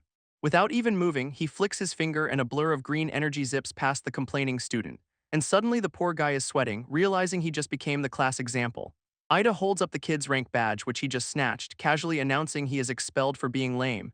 As the student collapses, his friend is just stunned, admitting he could not even see Ida move at all. This S-ranker then launches into a lecture, asking if they really think monsters care about their rank on the battlefield. Gui just watches this train wreck, while his little dragon smugly assumes Ida's speech is about its own terrifying power. His motivational speech peaks with him screaming at them to use their non-existent brains or just die. Truly inspiring stuff. Somehow, this reverse psychology actually works, and a few students look fired up instead of horrified. Next thing you know, the whole class is chanting about being elite students who can totally do this. Fueled by pure desperation, they all charge into the misty forest, leaving Gui in the dust. Our boy then takes a deep breath and sprints after them, vowing to do whatever he can to survive. Meanwhile, Orin and Senri hang back, wondering how many of their classmates are about to get wrecked. Orin helpfully clarifies the power gap, and a class Eva is a tank and a B-ranker is just a guy with a rifle. Senri calls it an impossible game, while Orin promises to at least try to keep everyone from dying. But before they can join the fun, Ida stops them, announcing a special, private exam just for the two of them. Both girls are completely floored, realizing they have just been pulled from the frying pan into the fire. Back with Gui, he is running for his life, now fully aware that his own survival is extremely questionable. Gui stands alone in the woods, wondering how the hell he is supposed to find 5 A-class monsters. His little dragon, on the other hand, is absolutely giddy, asking to borrow his body for some fun. Gui just gives it a deadpan look, clearly not interested in a demonic possession timeshare. We get a quick flashback to the principal, who is apparently amused by Gui's first day duel. He lectures a kneeling Gui, saying that simple punishment is not going to be enough for this mess. This principal then warns him to keep the strongest species a secret or other S-rankers will try to kill him. Back in the present, Gui sweats, realizing he is surrounded by way too many dangerous people. He flatly rejects the dragon's offer of help, determined to pass this test on his own. This declaration leaves the little guy looking absolutely heartbroken by the sudden betrayal. But it recovers instantly, flashing a sinister grin and promising to help if he gets in trouble. Gui is not buying the supportive act for a second, calling his little partner a suspicious jerk. Their argument gets cut short by a sudden tremor and a scream from deeper in the forest. A massive, one-eyed boar monster appears, towering over a student who is already on the ground. Gui spots the creature, immediately recognizing it as one of the Evas they are supposed to hunt. This thing is absolutely huge, glowing with a menacing red and green energy. As the monster roars, the poor student just lies there, completely paralyzed with fear. Our boy can only stare, noting the Eva is easily over 3 meters tall. A close-up on its glowing eye has him wondering if this is one of their class targets. This boar rears back on its hind legs, flexing its terrifying power before it attacks, and it slams its hoof down with explosive force right on top of the helpless student. Gui stares in horror, realizing who is about to become monster food. It is Kaney, the friendly B-ranker from class, now completely paralyzed with fear. Without a second thought, our boy sprints forward, yelling for him to hang on. But he has got a tiny problem. He is completely out of energy for his main attack. With no other options, he just throws a desperate, powered-down punch at the beast. His new plan is to literally absorb energy from the boar's eyeball with his black hole ability. And he just slaps his hand right on the monster's leg like he is trying to pet it. This boar's giant eye swivels down, looking extremely unamused by this development. In response, it just casually swats him away, sending him flying across the clearing. That one hit launches him like a ragdoll because physics is a suggestion for A-class monsters. Gui lets out a pretty solid scream, which is fair when you are being yeeted by a giant pig. He slams into a tree and crumples to the ground, definitely not feeling great. Kaney, now safe, can only watch in horror, blaming himself for Gui getting hurt. Coughing up blood, Gui notes that his special body is the only thing keeping him from being a pile of broken bones. His little dragon pops up to offer some stellar advice, basically calling him a weakling for not using its power. Wiping his mouth, Gui grits his teeth and tells his partner to shut its trap. He then grabs a weapon, vowing to defeat the boar on his own without any help. This dragon just calls him a fool, patiently waiting for him to pass out so it can take over. What a pal. As the boar charges again, Gui tells the little demon to just watch from its pocket dimension. But internally, he admits that after all that bravado, he has absolutely no plan to win this fight. With no other options, Gui decides to just do what he can, mustering a small ball of light. He unleashes his star element jet, a last-ditch energy beam aimed right at the monster. This attack actually connects, blasting the giant boar right in its ugly mug. Turns out his little hand slap earlier managed to absorb just enough energy for one desperate shot. His desperation blast explodes directly on the boar's single, massive eyeball, and it does absolutely nothing, leaving the monster completely unfazed and Gui horrified. To make matters worse, he is now completely out of juice, which is a fantastic development. Suddenly, the boar looks up, confused by a bunch of pretty bubbles floating down from the sky. Gui is just as baffled, wondering if the forest suddenly turned into a kid's birthday party. This A-class monster is genuinely distracted by the bubbles, its murderous rage temporarily on pause. One bubble pops right on its eye, which is apparently the final straw for this beast. With an enraged roar, the boar charges forward, ready to flatten everything in its path, but it misses, smashing into a tree as the bubbles continue to mess with its aim. Kaney pops out of nowhere, yelling that this is their chance to execute his genius plan, running away. We see it as Kaney making the bubbles, proving he is more than just professional monster bait. Gui does not need to be told twice, immediately booking it out of there. He sprints for his life as Kaney calls out to him from behind. This two of them successfully escape, putting some much-needed distance between them and the boar. Kaney is a blubbering mess, thanking Gui for the save while crying his eyes out. Still running, Gui asks the million-dollar question, was that thing asterisk really in a class monster? Kaney, still running for his life, confirms that based on its size and power, that was 100% in a class monster. Gui gives him a grateful smile, admitting Kaney's bubble distraction was the only reason they got away. His new friend just waves it off, saying his power has no killing potential and he was too panicked to use it right. That is when Gui notices one of the colorful bubbles has actually stuck to his uniform. He tries to pick it off, but the thing is surprisingly resilient and just will not come off his finger. While Kaney is having an existential crisis about his lack of talent, Gui is now in a full-on war with this super sticky bubble. A closer look reveals the bubble is not just sitting there, it is practically soaking into the fabric of his clothes. After that near-death experience, Kaney officially announces he has made up his mind to withdraw from the exam. But Gui gets a sudden flash of genius, telling Kaney his ability is amazing and could actually help them beat the boar. Kaney is just completely baffled, asking if our boy even heard a single word of his "I am quitting" speech. This too finally skid to a halt, gasping for air after successfully executing the runaway plan. A ghostly image of the boar looms behind them, a fun little reminder of how close they were to being pancaked. Gui then gets right to the point, asking what he meant about quitting the entire school. Looking downcast, Kaney admits he is dropping out because he is completely talentless. Our boy is shocked, pointing out that you do not just stumble into an elite academy by being useless. To demonstrate his point, Kaney holds out his hand to show Gui exactly what his power is. He reveals his entire alpha ability is just making pretty adhesive bubbles. That is it, no secret death ray attached. In a quick flashback, he explains that Hachi only values raw destructive power like their top-tier classmates possess. Because of this, everyone has apparently always made fun of him for having such a weak non-combat ability. But his tragic monologue is cut short when he sees Gui squatting down and poking a bubble in the sand, peak focus right there. Our boy explains he was just testing the bubbles, realizing they are actually pretty incredible.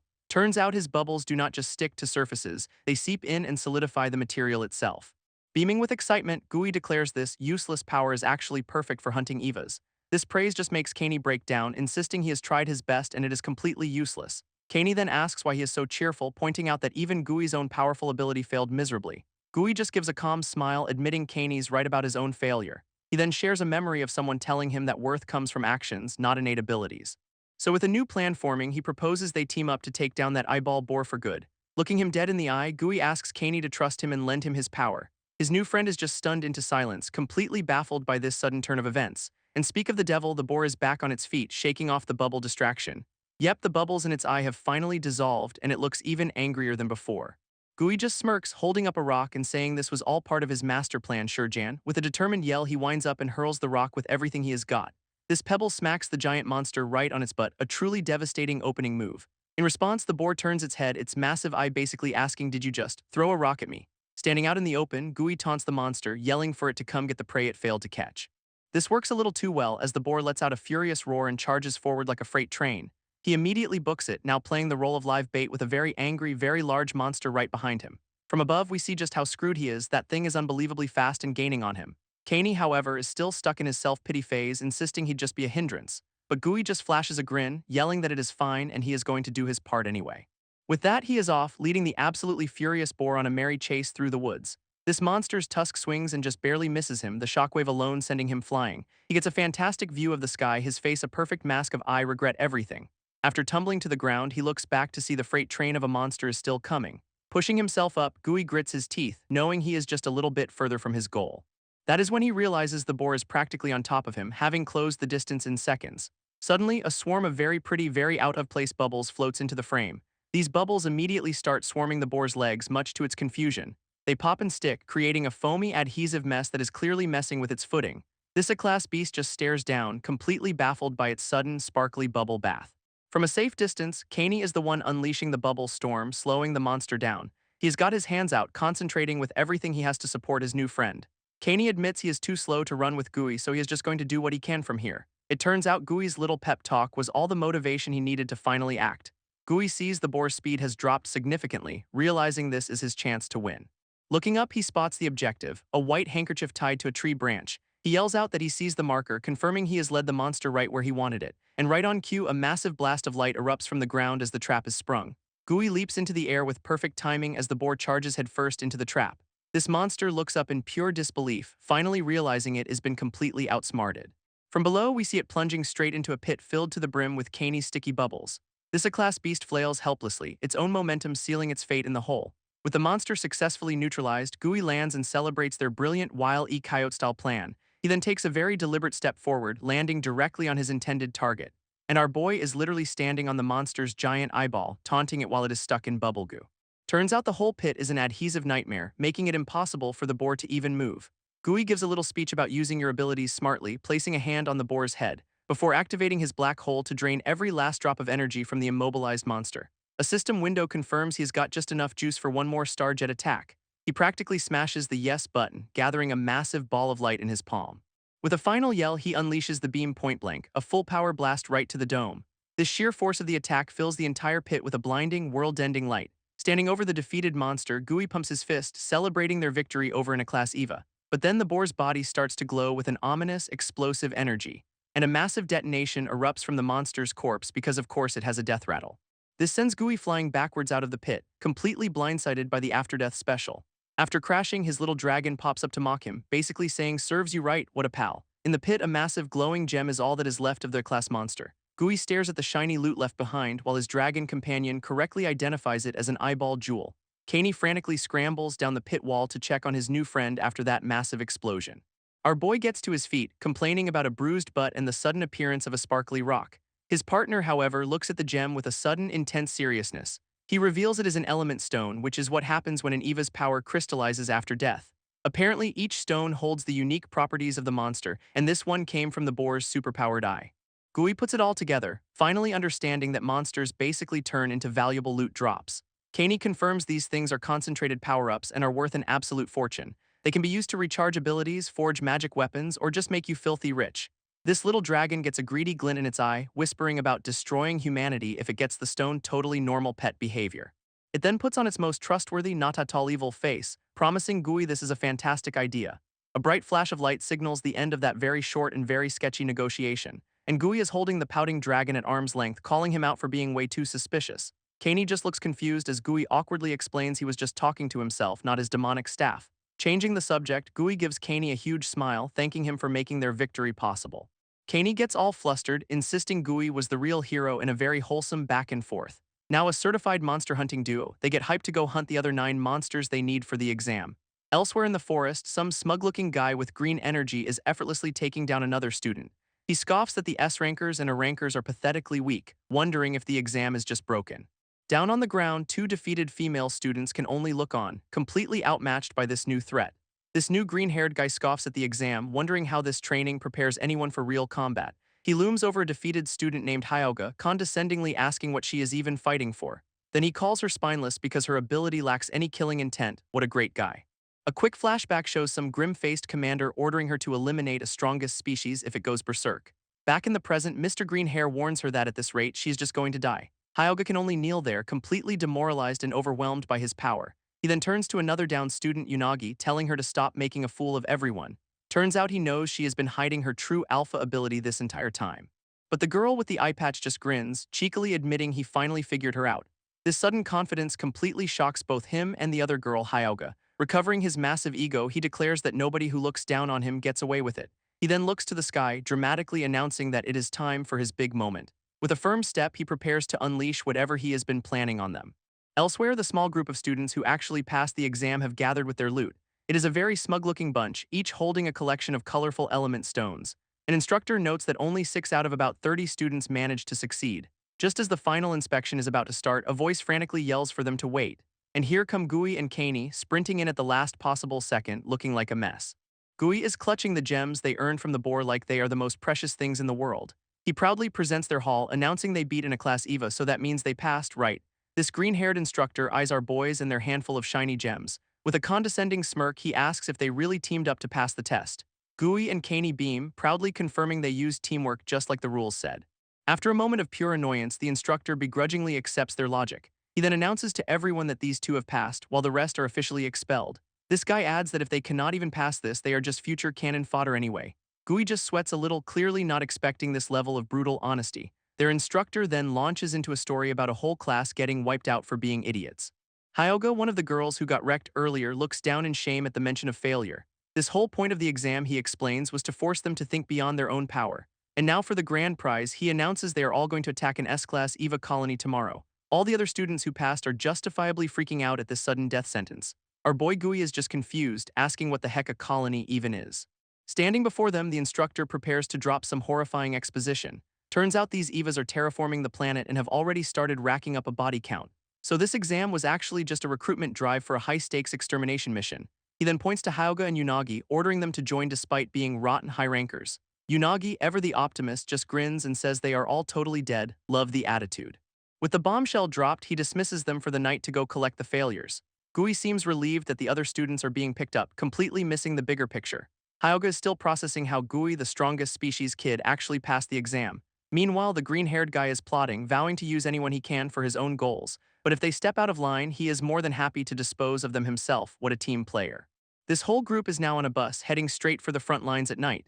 Inside, it is a quiet, awkward ride to their potential doom with all the survivors. Gui does the math, realizing they will be at the S-Class EVA nest by morning. He glances around the bus at his fellow soon-to-be monster fodder. Hyogga is sleeping peacefully, blissfully unaware of the death mission ahead. Even Unagi is out cold, leading Gui to think everyone's just exhausted from the exam. He is still reeling from the sudden mission, especially so soon after the last major attack. Our boy flashes back to his old life, remembering being powerless and getting beaten down. But now he has friends to protect, which is a pretty terrible time to get new motivation. Thinking about the EVA nest colony has him realizing just how dangerous this is. A memory of some commander's threat surfaces. If his secret gets out, he is a target for elimination. This means he cannot risk using his strongest power, leaving him severely handicapped. He is stuck with just the star element jet, which is basically running on empty. His mom's words echo in his head about how actions define a person's worth. This thought of dying and leaving her alone is clearly weighing on him heavily. With all this pressure, his resolve hardens as he clenches his fist tightly. But he is visibly trembling, and a voice from behind calls him out on it. Busted. This little dragon pops up in his hand, ready to give a totally unsolicited pep talk. It floats up, claiming to have eons of experience that humans cannot even comprehend. This tiny demon lectures Gui on battle, saying cowards do not even make it to the fight. They just end up begging for their lives immediately, not a great survival strategy apparently. Then it gets all prophetic, promising Gui will be begging for its power soon enough. This little guy is practically drooling at the thought of Gui being desperate for its help. Gui finally snaps out of his funk, telling his demonic staff to just hold on a second. With a tight fist, he steals his resolve, completely done with the doom and gloom. He sits up straight, deciding he is not going to be anyone's cannon fodder today. This whole bus is just a quiet ride to oblivion with our cast of survivors. Finally, the bus arrives at its destination, a forest that just screams, "You are all gonna die here." Green-hair guy Ida steps out and immediately calls his new squad trash, great for team morale. Unagi, the eye-patch girl, just stands there looking completely over this guy's whole vibe. Kaney and another beer anchor look on, with Kaney clearly having second thoughts about this whole adventure. A couple more beer anchors stand by, probably wondering if it is too late to get expelled. Even though a ranker in this group looks like she'd rather be anywhere else right now. With everyone assembled, they take their first steps toward the S-Class monster nest. Their fearless leader points to a super inviting, not at all ominous cave where the colony lives. Ida grins, explaining the monsters already know they are here but are too cozy to come out and play. He then points at Kaney, calling him Handkerchief, and orders him to give the mission briefing, talk about being put on the spot. Kaney explains the nest is basically a slice of the EVA's hellish home planet. Worse, the air itself buffs the monsters and nerfs humans down to 30% power. Ida smugly congratulates Kaney for getting it, while also calling him lame. Peak leadership. This guy rants that bombs are useless and burying them alive does not even work. Apparently, only their special alpha abilities are capable of scratching these things. Gui clenches his fist, looking like he is actually ready to throw down despite the terrible odds. With the doom briefing done, Ida calls on Unagi to step up to the plate. She just stretches casually, commenting on how tough an S-Class nest will be, zero fear. Then she grins, saying it sounds fun and she is ready to go. This girl is built different. Her eye patch comes off, revealing a golden eye that is basically a high-tech targeting system. She activates her celestial observation, one eye glowing with immense power. A massive vortex of energy rips open, giving her a direct view into the enemy's lair. Inside is just a swirling abyss of purple energy and ominous shadows, real inviting. Unagi calmly analyzes the chaotic view, trying to make sense of the monster maze. She notes the star elements are so dense that it is messing with her observation. Her vision picks up a class Eva's crawling around, which she immediately nicknames bipedal ants. Kaney is just blown away, realizing her power can map out the entire nest and its inhabitants. With her recon active, the layout of this deadly maze is finally becoming clear. She pinpoints the boss, a massive S-Class Eva she casually decides to call Mother. and we get a lovely close-up of Mother's monstrous foot ready to stomp them all flat. But her observation reveals something new, a humanoid Eva, glowing with a seriously bad attitude.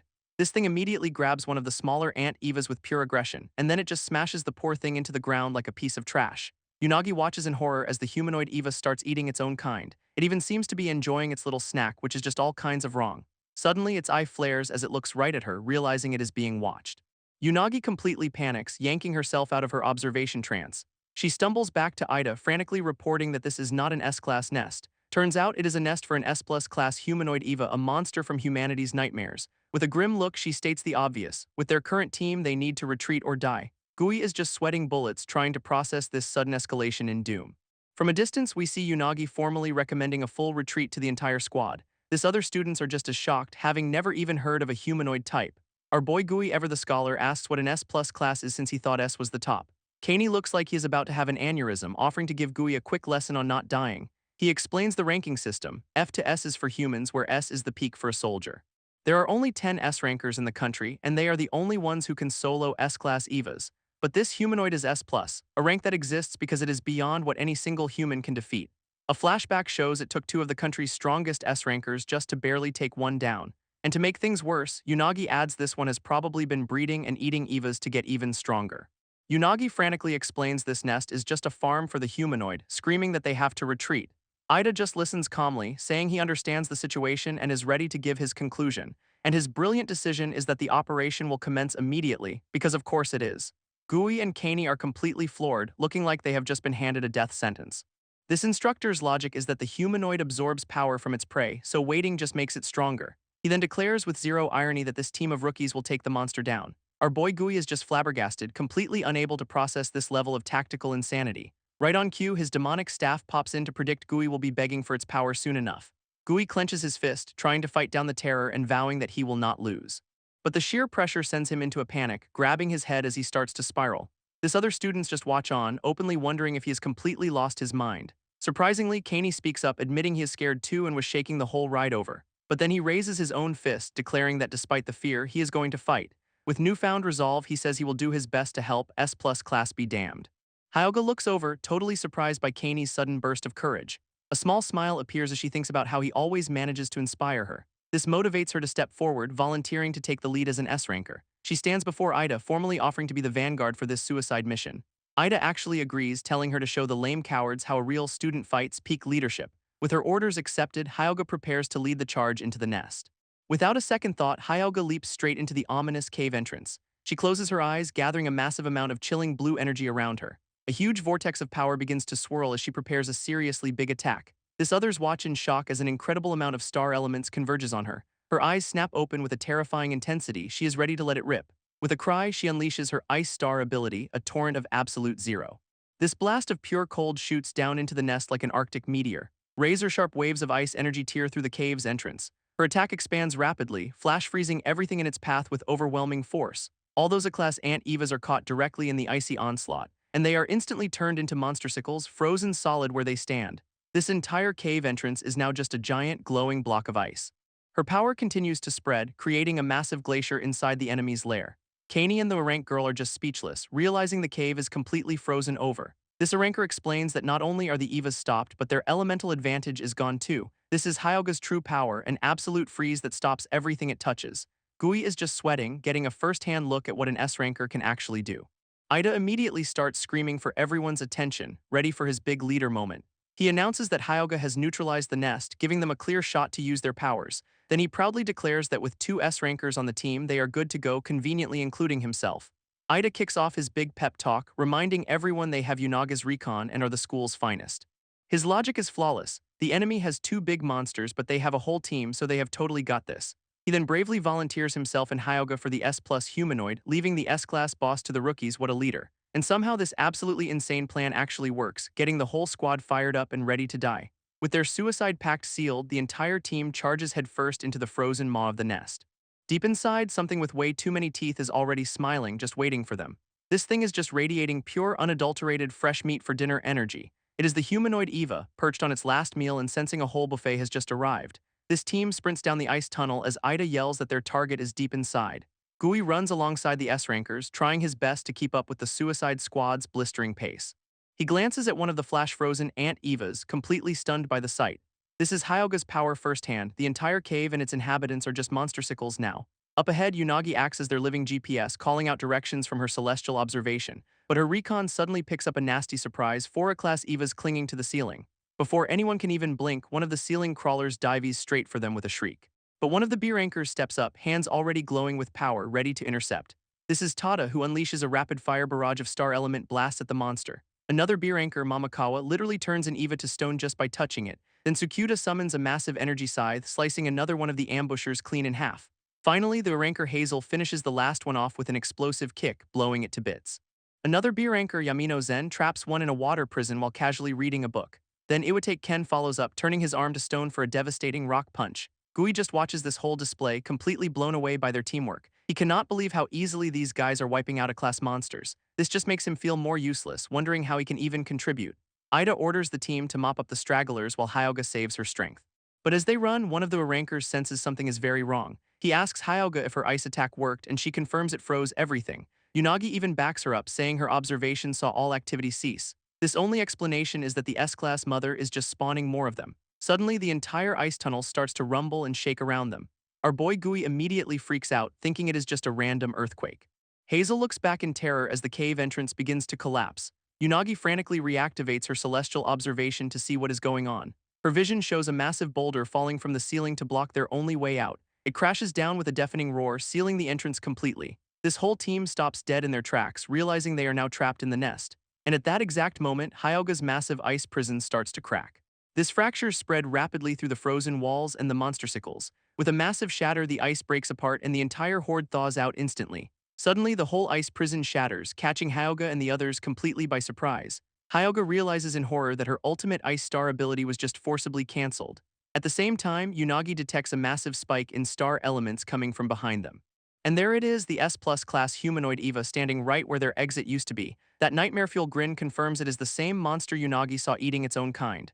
Gui is totally confused, wondering how the hell it got behind them in the first place. Unagi puts it together. The humanoid used the frozen A-class Evas as a distraction. It then looped around the tunnels to block their only escape route, a classic pincer move. So this is what an S-plus class is, a monster with actual tactical intelligence.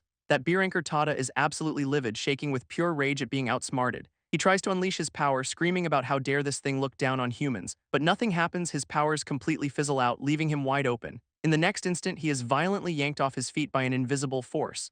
This humanoid has him by the throat, lifting him up like he is nothing. His teammates can only watch in absolute terror as he is taken down. Tada gets slammed to the ground, completely neutralized before he could even fight back. Unagi explains why their powers failed. The nest is now flooded with elements hostile to humans. Ida actually steps up, telling them to use the filament stones they were given to channel their abilities. With a rallying cry, the entire squad activates their powers, ready for a real fight.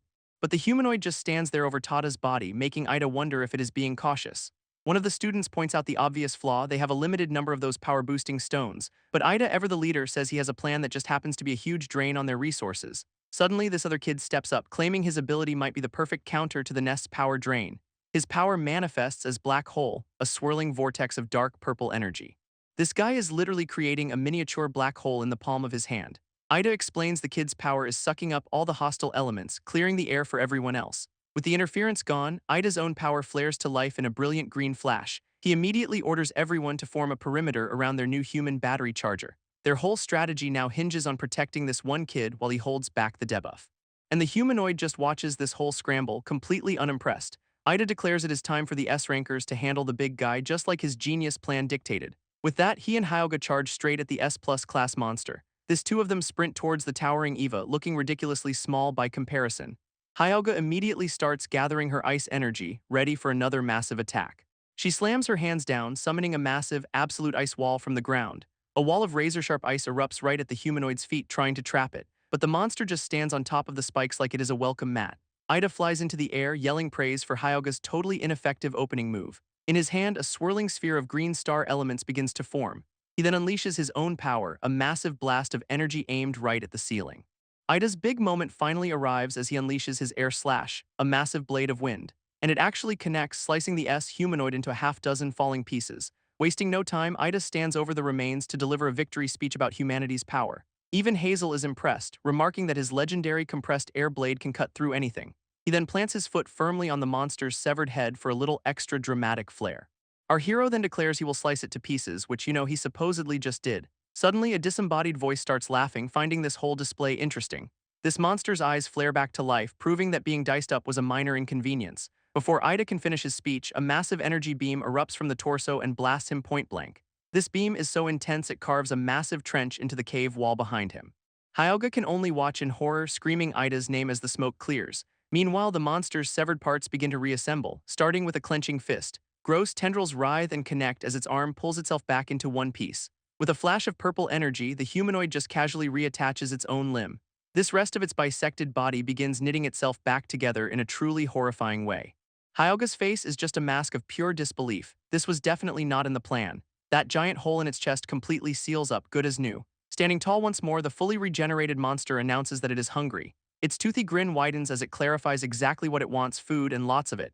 Hazel completely panics, screaming that it regenerated and ordering everyone into a defensive formation. This black hole kid strains to maintain his power, absorbing all the hostile energy. But the overload is too much for him and he collapses to the ground screaming. A teammate turns in shock, calling out his name. Wait, that is Gui. Our boy is in absolute agony, the hostile energy corrupting his hand from the inside. She realizes he has absorbed way too much of the monster's power and it is killing him. With their human battery offline, the S+ humanoid starts radiating a terrifying aura. And it immediately lunges forward, taking advantage of their sudden vulnerability. Sukuta tries to summon his star scythe, hoping to intercept the monster's attack. But his power just sputters out into a pathetic wisp of energy. The debuff is back online. He is completely baffled, wondering why his ability failed even with the filament stone. When an instant later, something slams into his back and he just chokes out a gasp. Hitting the ground hard, he is completely neutralized before he even knew what hit him. This humanoid looms over him, mockingly advising him to hold on tighter next time, its grin widening as it enjoys the absolute chaos and despair it is causing. Hazel confirms their worst fears: their powers are sealed again by the monster's sinister elements. But Hyogga is not about to let that stop her, unleashing a massive ice attack. A forest of massive ice pillars erupts from the ground, aimed right at the humanoid, and the attack connects, impaling the monster from every angle in a brutal display, leaving Hyogga standing ready to protect her fallen comrades in a true hero moment. As she immediately calls off the mission, ordering a full retreat while she buys them time. This humanoid just smirks, soaking in the absolute terror it has created. Suddenly, a new sound echoes through the cave, making Hyogga and the others look up in fear. And just like that, a whole new swarm of green glowing monsters appears, sending everyone flying. A green-haired guy states the obvious: with the ice gone, they are completely surrounded. Their S+ class host announces it is finally time to enjoy its meal, which is a bad sign for everyone. Hazel and the others can only stare in despair, convinced this is the end of the line. Meanwhile, Gui is still on the ground, clutching his corrupted hand and drowning in guilt. These new green Evas immediately start carving through the remaining students with brutal efficiency. Hyogga, ever the S-ranker, manages to throw up a massive ice shield to block one of them. It is not nearly enough, as another student gets swatted away like a fly. Our boy Gui just watches, tears in his eyes, blaming himself for all of this. His inner monologue is just a loop of "it is my fault," as another monster lands nearby. He and his teammate look up to find a massive green Eva looming right over them. This thing is absolutely gigantic, blocking out what little light is left in the cave. It raises a massive blade arm, preparing to turn our boy into a fine paste. Gui can only look up in pure terror as the killing blow comes right for his head. With a blinding flash, the attack seems to land in a brutal, direct hit. But in the darkness, a single glowing white eye snaps open with immense power. A completely new white-haired figure emerges, radiating a brilliant golden aura. This being unleashes a cosmic beam, revealing a sealed dragon inside a swirling nebula. What is happening? Gui's consciousness drifts into a golden void, a place he vaguely recognizes from his dreams. A massive armored dragon appears, announcing that some big prophecy is happening way ahead of schedule. This dragon then calls him the strongest species, leaving Gui completely stunned by the title drop. This cosmic dragon, sealed in a bubble, tells Gui to take a hard look at his current dire situation. On a floating screen, he sees his physical body about to be splattered by the Eva's attack. This dragon offers a classic deal with the devil: give it his body and it'll wipe out those monsters for him. Gui's not having it, telling the dragon to just lend him its power like usual since they are a package deal. This dragon just scoffs, telling our boy he is seriously misunderstanding their power dynamic here. It reminds him that the S+ humanoid can regenerate from any attack his teammates can dish out. Then it twists the knife, showing Hyogga fighting for her life and asking if he really cares what happens to them. Hyogga is barely holding on, her ice shield the only thing stopping a direct hit from one of the Evas. One of his classmates is already down, completely helpless as the green monsters move in for the kill. This rest of the squad is wounded and backed into a corner, completely outmatched by the swarm. For the final blow, the dragon shows his female teammate, smugly pointing out that she is important to him, is not she. Gui is absolutely seething, trapped between his own will and the lives of his friends. This dragon leans in, demanding to know if he finally understands who is in charge and telling him to just give up his body already. He is completely dwarfed by the dragon's sheer presence with absolutely no good options left. This agony on his face says it all. He knows what he has to do and he hates it. Defeated, he places a hand on his chest and finally agrees to lend the dragon his body. This dragon's eyes narrow in pure, sinister satisfaction. The deal is struck. Gui tries to set some ground rules, reminding the dragon about the last time he had to take his body back. He is very clear this is a loan, not a purchase, and his friends are strictly off-limits. This dragon's like sure whatever, calling himself the strongest species and promising to behave, which is not reassuring. Back in reality, the Eva's massive blade is just inches from turning Gui and his friend into a fine red mist. But a completely different, terrifyingly confident smirk spreads across Gui's face. And with one hand, he catches the giant energy blade, his eyes glowing with the dragon's power. This new and improved Gui effortlessly stops the monster's attack, looking bored while doing it. He then casually swings the blade's own energy in a massive arc right back at its owner. This sends the giant Eva flying backwards, completely overpowered by its own attack. It crashes into the cave wall in a massive explosion of rock and dust. His teammate can only stare from the ground, completely baffled by what just happened. She recognizes the star element energy, but the sheer power level is just impossible. A massive wave of brilliant blue energy suddenly erupts from Gui's body. It shoots into the sky, forming a massive pillar of pure, unrestrained power. In the center stands Gui, now covered in glowing tattoos as the strongest species is officially unleashed. This dragon, now in full control, cracks a grin and says it has been a while since he has been free. He explains that last time, Gui's own ability was holding him back, but the training wheels are off now. Cracking his knuckles, he gets ready to test out his new ride. He even compliments the body, curious to see what the strongest species is really capable of. Then he turns to the remaining green monsters with a look that says, "You are all about to have a very bad day." Dragon Gui floats ominously, deciding it is time to test out his brand new meat suit. Without wasting a second, he is on top of a green Eva, delivering a savage punch. His fist connects with a massive explosion of blue energy, completely vaporizing the monster. This dragon then inspects his new hand, pretty pleased with the durability of this model. Another Eva screeches and dives right at him, clearly not learning from its friend's mistake. In response, he throws a high kick that generates a massive blade of pure energy, which completely decapitates the monster, sending its head flying into a million pieces. Standing in the aftermath, he is still just testing the specs, noting the body's good reaction time. This rest of the green monster swarm starts screeching, finally realizing this is not the same kid. Dragon Gui just smirks, calling them weaklings and promising a lesson in what real strength is. He then crouches down, ready to show them that lesson firsthand, up close and personal. Our boy launches himself directly into the swarm, aiming for maximum chaos. He becomes a whirlwind of destruction, laughing as he tears through the monsters effortlessly. Surrounded by crackling energy, the dragon is just loving this freedom, calling it exhilarating. Suddenly, the S+ humanoid's eye reflects the whole scene, clearly paying attention now. Inside its eye, we see the reflection of Gui's powered-up form, a tiny god of destruction. This S-humanoid is suddenly getting blasted back by an overwhelming wave of this new power. It can barely handle the incredible energy, completely shocked by this sudden turn of events. A voice echoes through its mind, a simple, repeated command to destroy everything. Clutching its head, the monster wonders if this is the true power of the strongest species. A woman in a wheelchair reveals the big secret. The monster's power was sealed by splitting its soul from its body, and now all that sealed-away energy is pouring directly into the dragon currently joyriding in Gui's body. A system window pops up, showing the strongest species release rate is at a terrifying 0.002%. Gui's consciousness is completely baffled by this release rate and what it could possibly mean. He remembers the last time this happened it was way lower, so this is definitely not an improvement. Then a massive red warning appears. If the rate hits a measly 1%, the dragon is permanently free. Our boy is justifiably freaking out, wondering why the apocalypse threshold is set to basically nothing. Meanwhile, back in reality, Dragon Gui is just a blur of motion, absolutely wrecking the remaining monsters. He stands on a pile of monster parts, complaining that this warm-up is just too easy, total diva. Finally, he turns his attention to the S+ humanoid, the only one left who might be a challenge. With a cocky grin, he asks the S-class monster if it can actually put up a decent fight for once. This S-humanoid seems to recognize the strongest species' power, its own aura flaring in response. Back in his mind, Gui is still stuck on that 1% number, the horror finally sinking in. He's getting blasted back by the sheer energy flowing through his own soul space, and that is when he sees it. The dragon's spherical prison is starting to crack under the strain. Gui can only stare in absolute terror as the cracks spread across the orb's surface. This dragon taunts him from inside, saying even a tiny bit of its power is enough to shatter the seal. It all clicks for Gui. The dragon played him, planning to use his body to break free from the start. Absolutely furious, he declares the deal is off and charges forward to take his body back. Good luck with that. He looks up at the torrent of power, trying to fight the overwhelming energy that is tearing his soul apart. Gui's consciousness spots a familiar hole, remembering it is the same escape route he used last time. With a burst of hope, he makes a mad dash for the light, ready to reclaim his body, but he just face plants into something invisible, getting zapped and thrown back violently. Dazed and confused, our boy wonders what the hell he just ran into. Shaking it off, he goes for round 2, determined to reach that exit no matter what. This time, his hand smacks flat against a solid barrier, stopping him cold. He realizes with dawning horror that he is trapped behind an invisible wall. A system message explains the bad news. The dragon's power is taking up too much space for him to get back in. This reality sinks in that he is completely locked out of his own body and he is not taking it well. Meanwhile, Dragongui stands over a pile of monster parts, facing off against the S+ humanoid.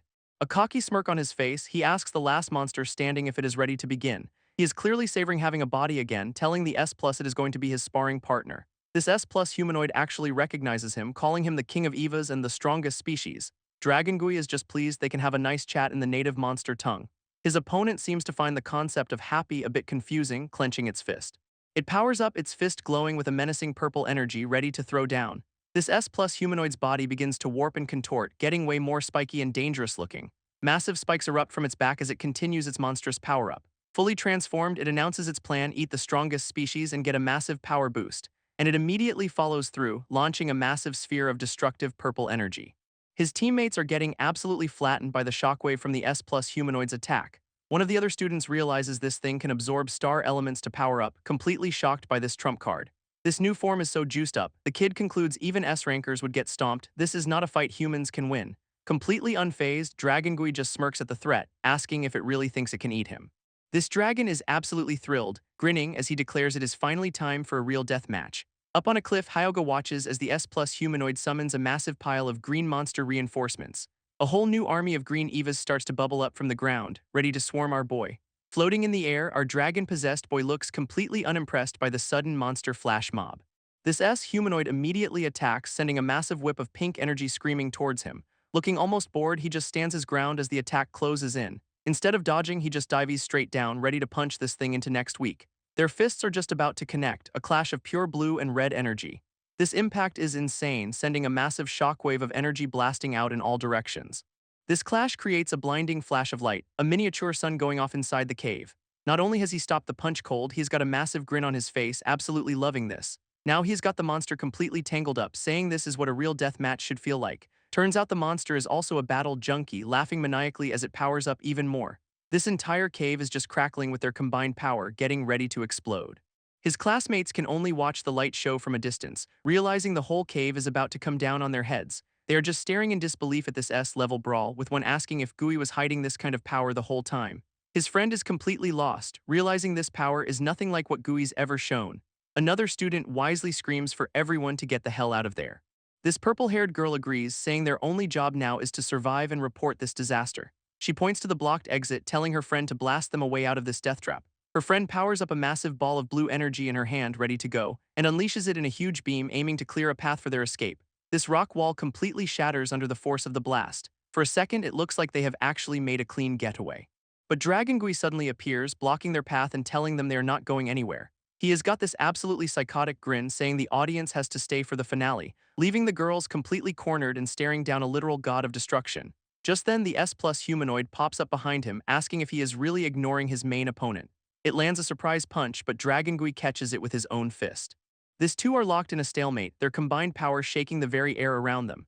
Then Dragongui just unleashes a massive pillar of light straight into the ceiling, sending the monster flying back into a cloud of dust, calling him a fool for the cheap shot. Our dragon-possessed boy just scoffs, saying an S+ rank is meaningless against him.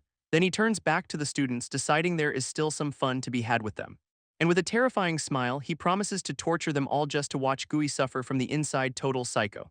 This girls can only watch in horror, realizing they have gone from the frying pan into the absolute inferno. Inside his own mind, Gui screams at the dragon about its promise not to hurt his friends. This dragon just laughs, asking if he really thought a king makes deals with ants, which is a solid no, by the way. Still trying to fight back, Gui's consciousness strains against the overwhelming power flowing past him. He can only scream in pure frustration, completely helpless to stop the psycho joyriding his body. With another burst of desperation, our boy makes a final frantic dash for the exit, and he just faceplants into the invisible wall again, getting a nice jolt for his troubles. His fist smacks uselessly against the barrier, not even making a single crack.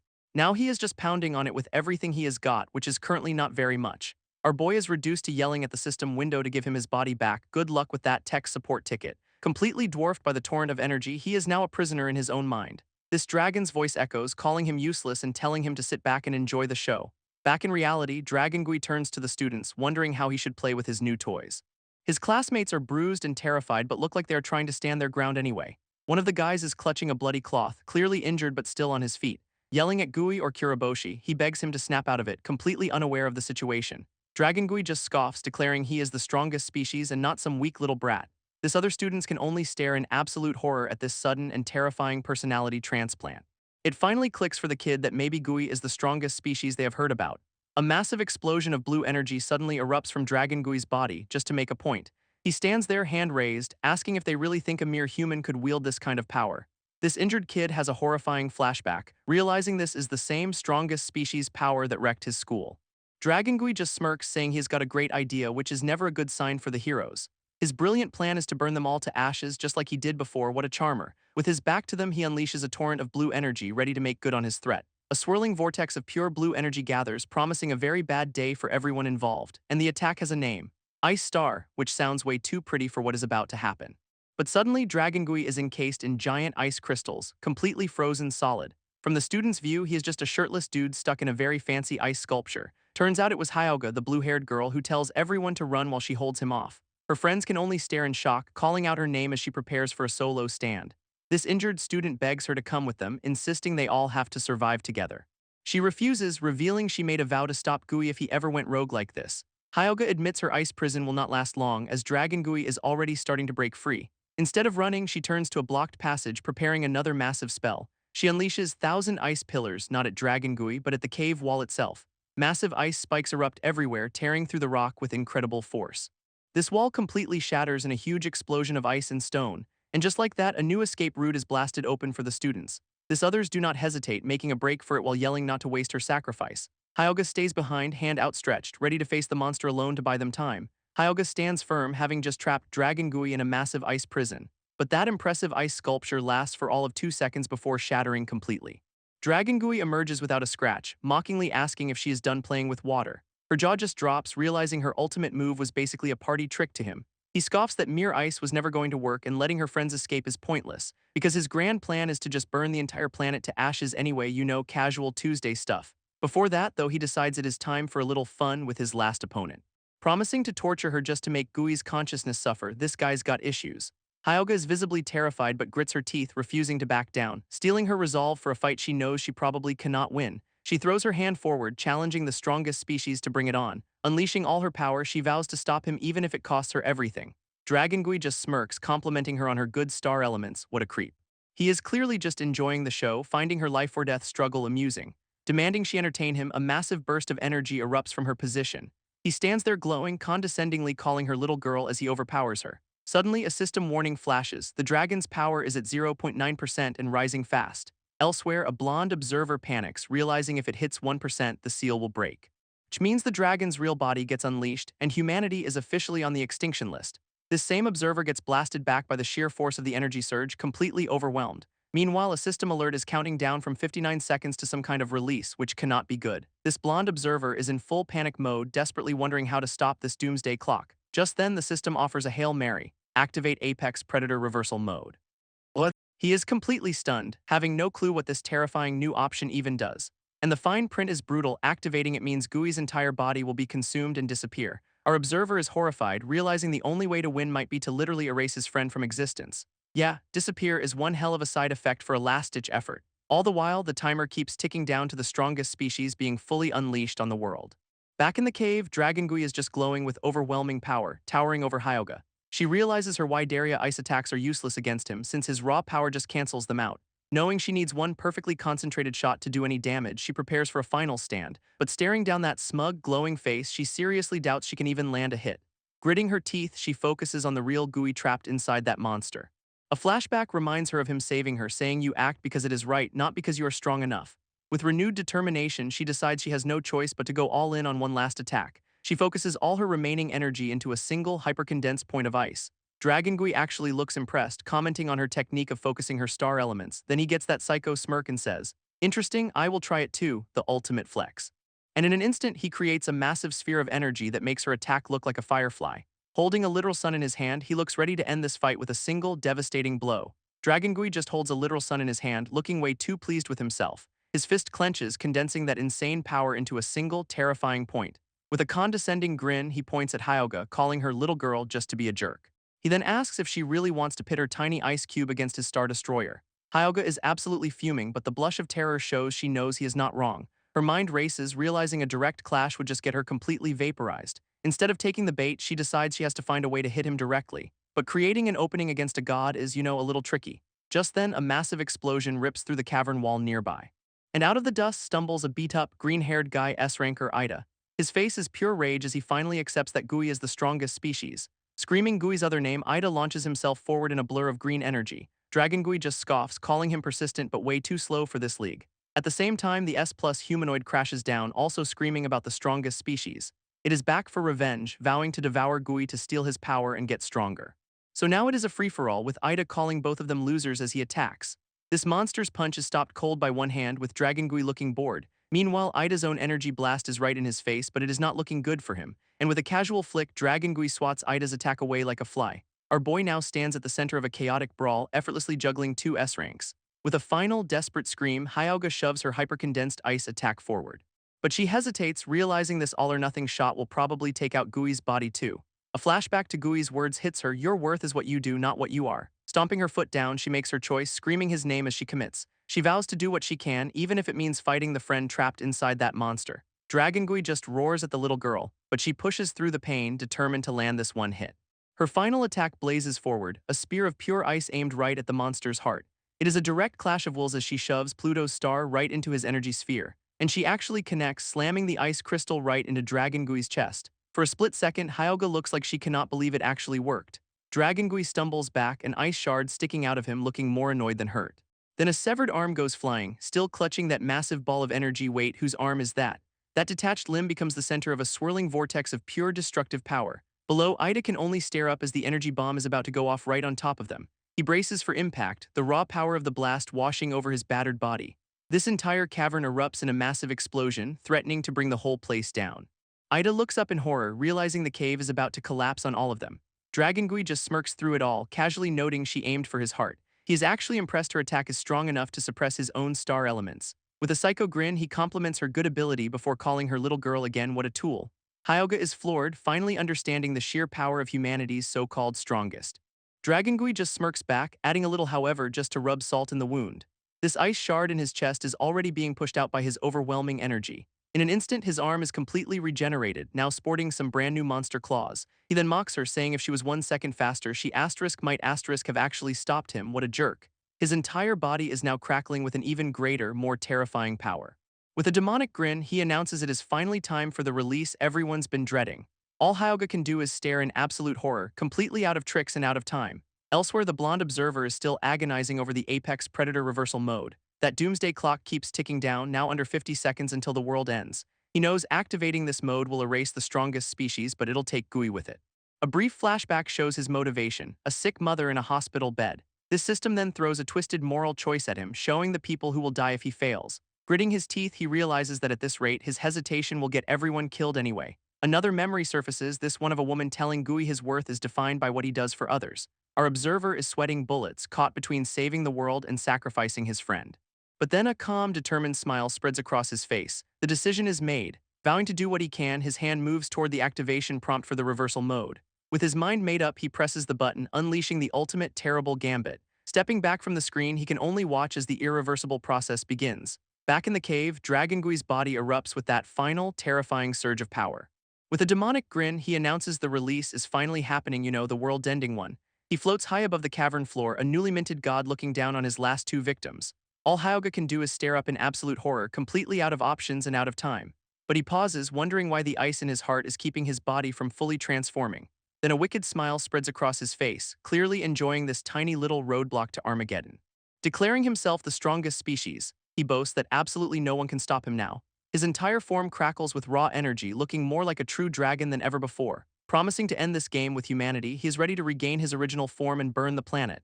He then points down at the two S-rankers, deciding they will be the first to get vaporized. Hyogga and Ida can only stand there, battered and bruised, staring up at their executioner. In a moment of twisted respect, he promises to make their deaths instant. What a nice guy. Hyogga finally breaks, admitting there is absolutely nothing more they can do to fight him. With a final, smug farewell, he conjures another one of his signature suns to end it all. But just as he is about to attack, a strange purple vortex erupts right out of his chest. He looks down in total shock, realizing a literal hole has just been punched through his body. Then a second one opens up, and the invincible monster actually starts screaming in pain. His eyes go wide with terror, recognizing this bizarre power from some other time. Screaming its name, he finally understands the Apex Predator reversal mode has been activated. Meanwhile, Hyogga and Ida just watch, having absolutely no clue what is happening anymore. In a split second, Ida's hand shoots out, grabbing Hyogga to pull her from the blast zone. He just throws her over his shoulder, completely ignoring her protests about what he is doing.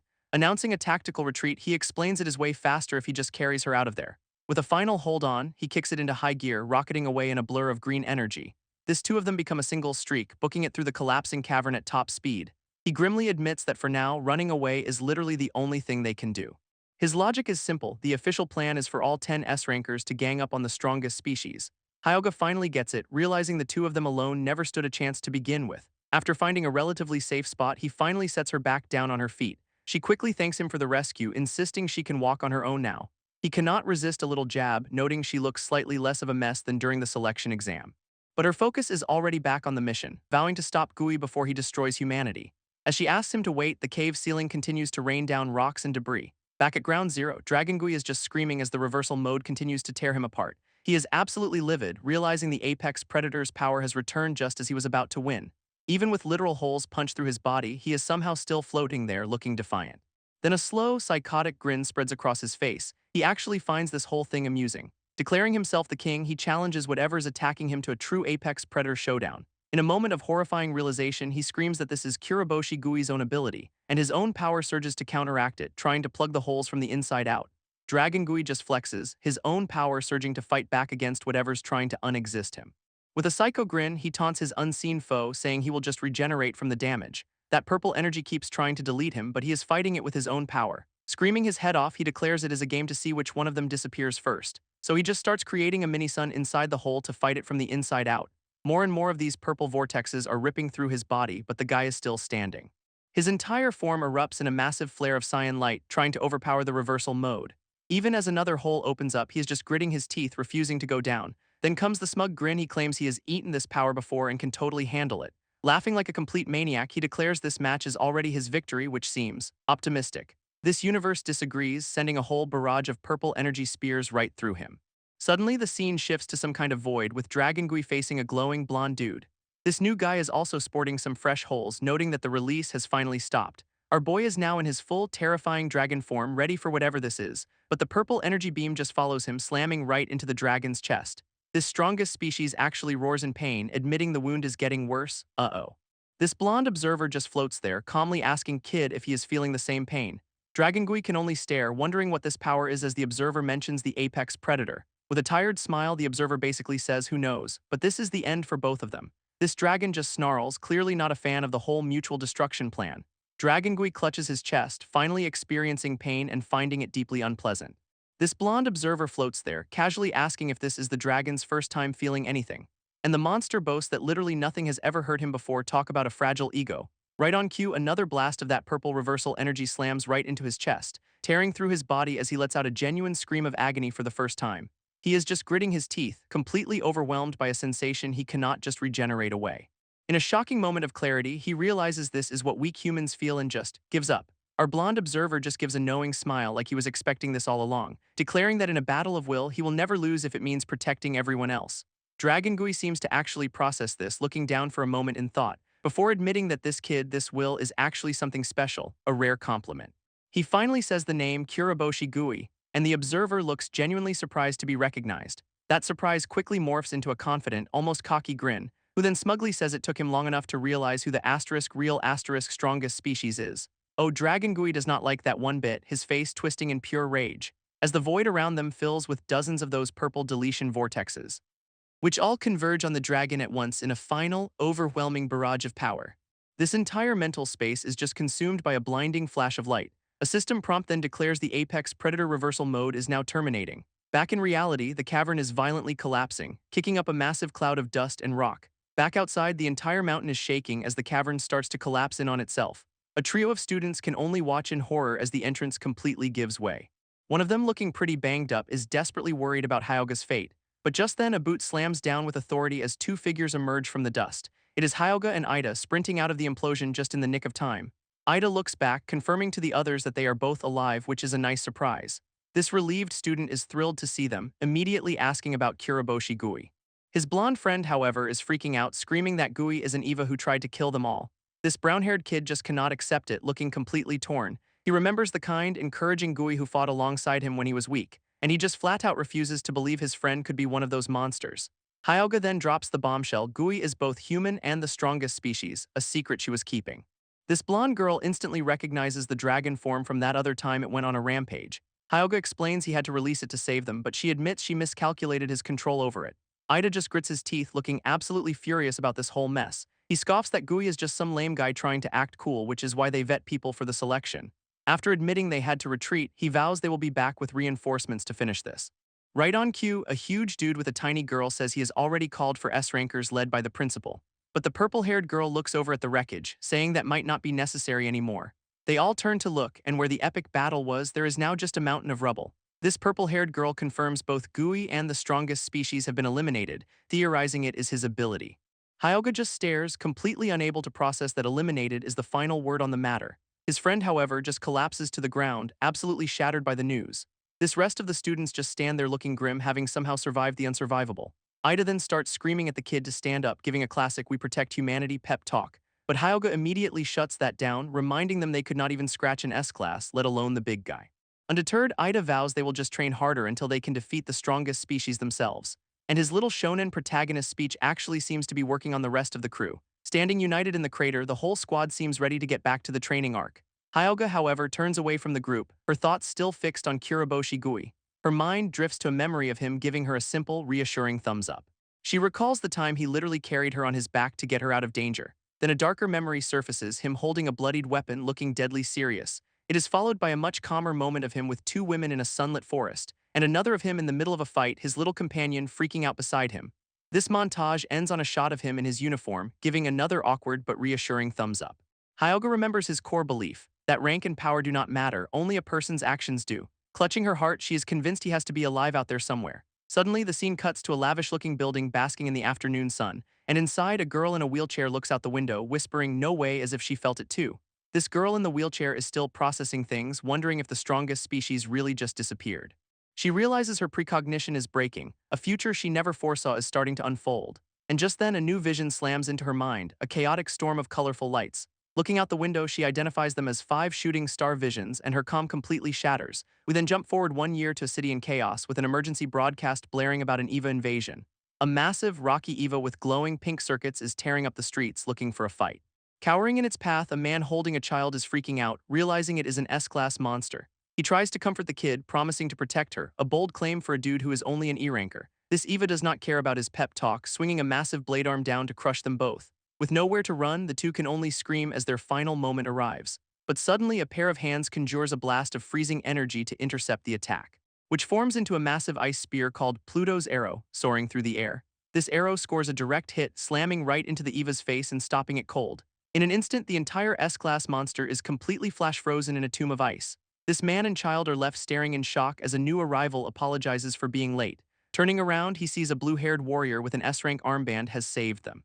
And it is none other than Hyogga, looking way more powerful and confident after the time skip. This little girl, completely unafraid now, runs over to thank her new hero for the rescue. Hyogga actually shows a softer side, kneeling down to comfort the kid and tell her it is okay. She then points them toward a secured area, calmly directing the civilians to safety. With the city under siege, Hyogga's boot hits the pavement with authority. Her squad, including some familiar faces, is here to clean up the EVA mess. That father and daughter are just thrilled to still be breathing, thanking her profusely. She gives them a gentle wave, a far cry from the cold person she used to be. But the party's just getting started as another EVA slams its blade into the street, and it brought friends, a whole swarm of these spidery, pink-lined monsters. Hyogga rallies her team, ordering them to exterminate the pests and protect their city. Her 2 Aranker teammates, Hazel and Kaney, immediately charge into the fray. Kaney starts gathering some kind of gross, shadowy gunk for an attack, unleashing his black bubble bullet, which sounds way less threatening than it looks. It scores a direct hit, causing a decent bit of damage to one of the EVAs, which only seems to annoy the 2 giant ones now towering over him, so much for that. Meanwhile, Hazel is winding up for a punch, screaming her lungs out for extra power. She unleashes an explosive penetrating strike, because subtlety is for other people. Under Hyogga's command, the squad coordinates their attacks to push the Evas back. Soon enough, they are standing before the last of the monsters, now a frozen lawn ornament. Hyogga immediately gets on the comms to report back to headquarters, confirming that District 67 is clear and all EVA threats have been neutralized. With the job done, HQ tells them to head back to base immediately.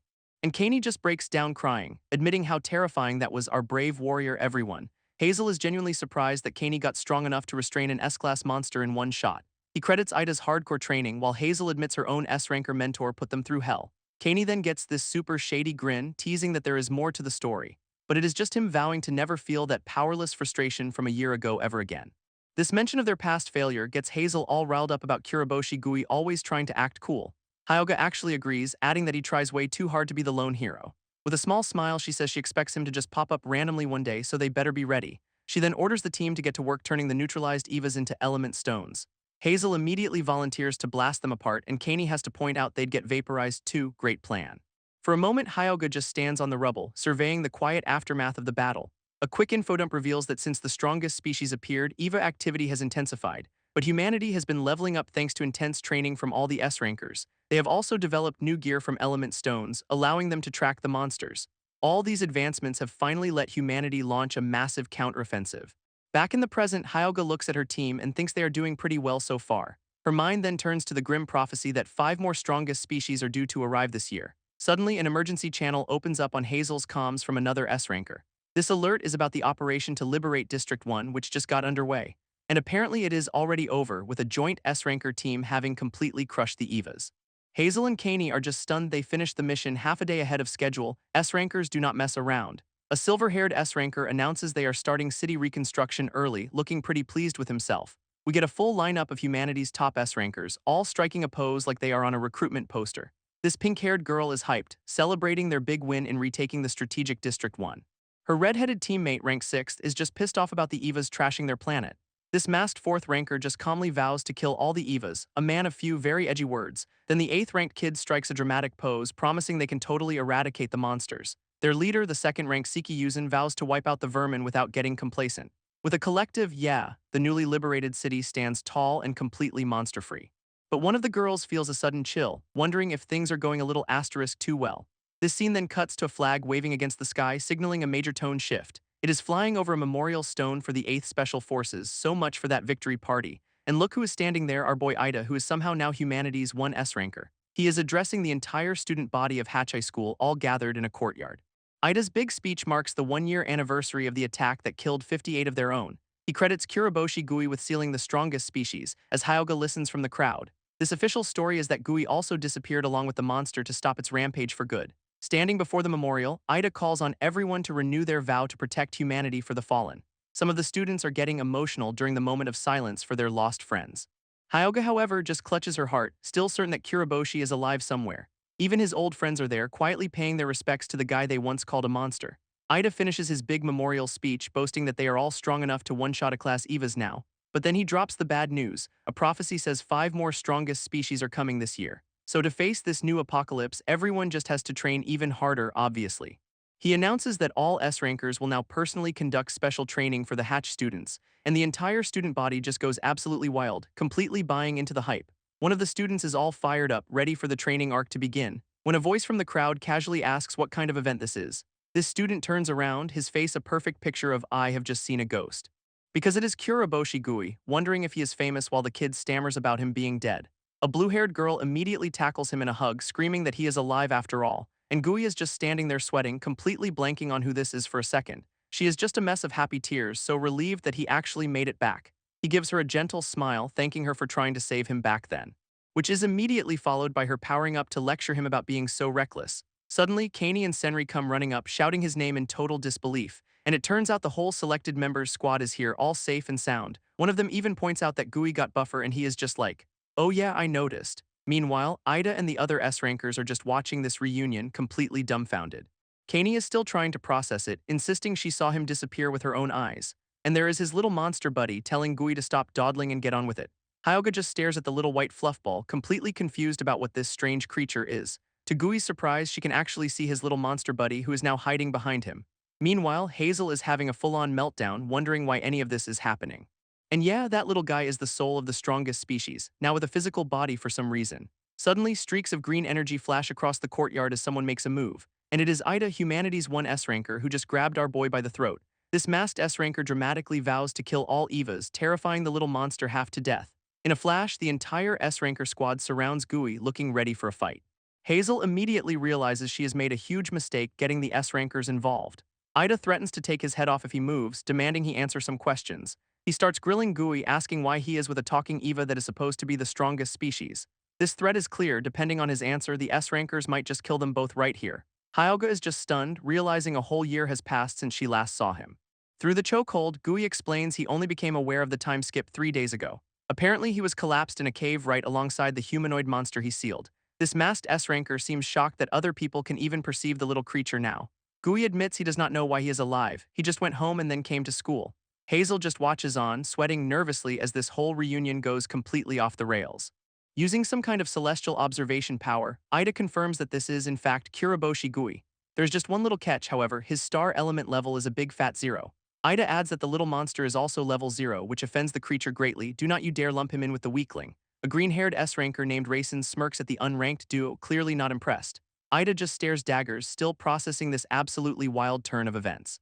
But the 8th ranked kid pipes up, arguing that rank does not matter when you are a walking apocalypse. He reminds everyone how the strongest species killed 58 students and nearly wiped them all out. And even though Gui was a hero back then, bringing the monster back changes the entire equation. This kid points right at Gui, declaring the only option is to kill them both if there is any risk. So much for a warm welcome.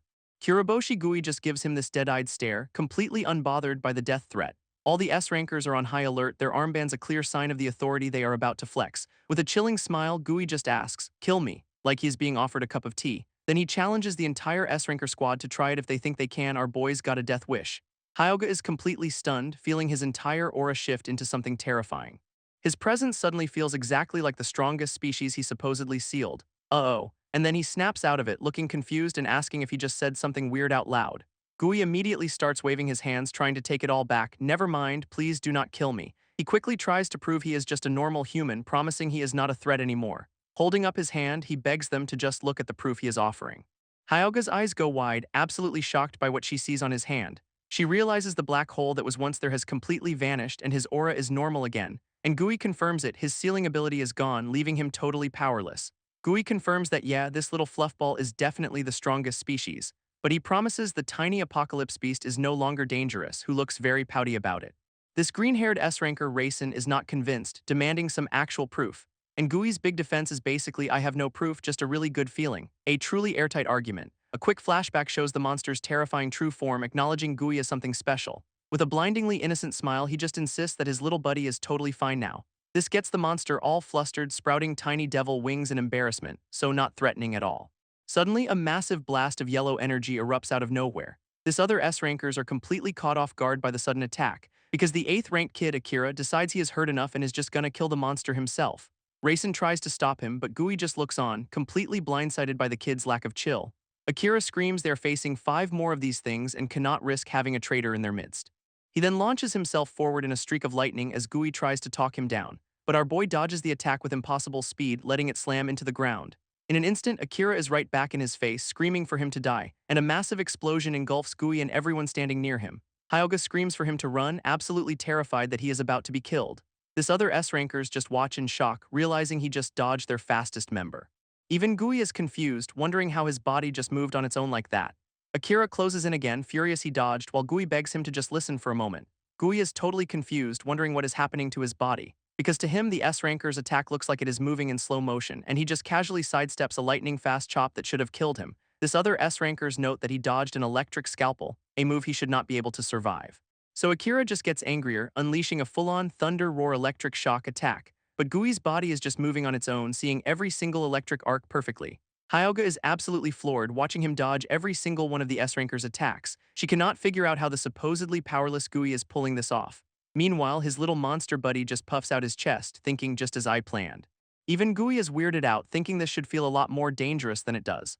Akira just keeps screaming about damn Evas, completely losing his cool. And then Gui gets this terrifying grin, thinking this is actually kind of fun, so much for being harmless. In the next instant, he catches Akira's electrified fist like it is nothing. He notes the electricity just stings a bit while Akira struggles to get free. With that same creepy smile, he tells the S-ranker to stop struggling. He insists he does not want to fight while crushing the kid's wrist, a very mixed message. Akira is completely stunned, unable to believe he is being held so easily. Suddenly, a pair of glowing cyan eyes appear in Akira's mind, and he is face to face with the terrifying true form of the strongest species. This mental shock sends him collapsing to the ground, screaming in absolute terror. Gui just stands there, totally baffled, as Akira trembles on the ground asking what happened. This other S-rankers are completely lost, pointing out that all he did was grab the kid's arm. His little monster buddy chimes in, saying he had a feeling this would happen. Turns out their souls and bodies have somehow got all mixed up together. A piece of the monster's soul is now in Gui, and a piece of Gui's is in the monster. Gui is just trying to process this absolutely insane piece of information. And the little guy drops the bombshell: our boy is basically a strongest species now.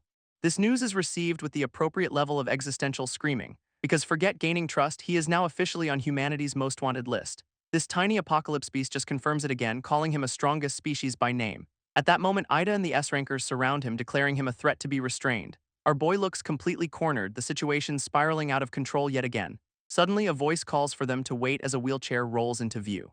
Ida turns, annoyed at the interruption during such a critical moment for humanity's survival. His annoyance turns to pure shock as he recognizes the person in the chair. Because it is the Foreseer, a girl named Unagi Banri in a wheelchair. She immediately vouches for Gui, insisting he is not an enemy and telling them to stand down. Senri, completely out of the loop, just asks who this new S-ranker is. And Hazel, the eye-patch S-ranker, cheerfully announces that is her twin sister. Gui is just floored by this revelation since he thought Senri was an only child, plot twist for everyone.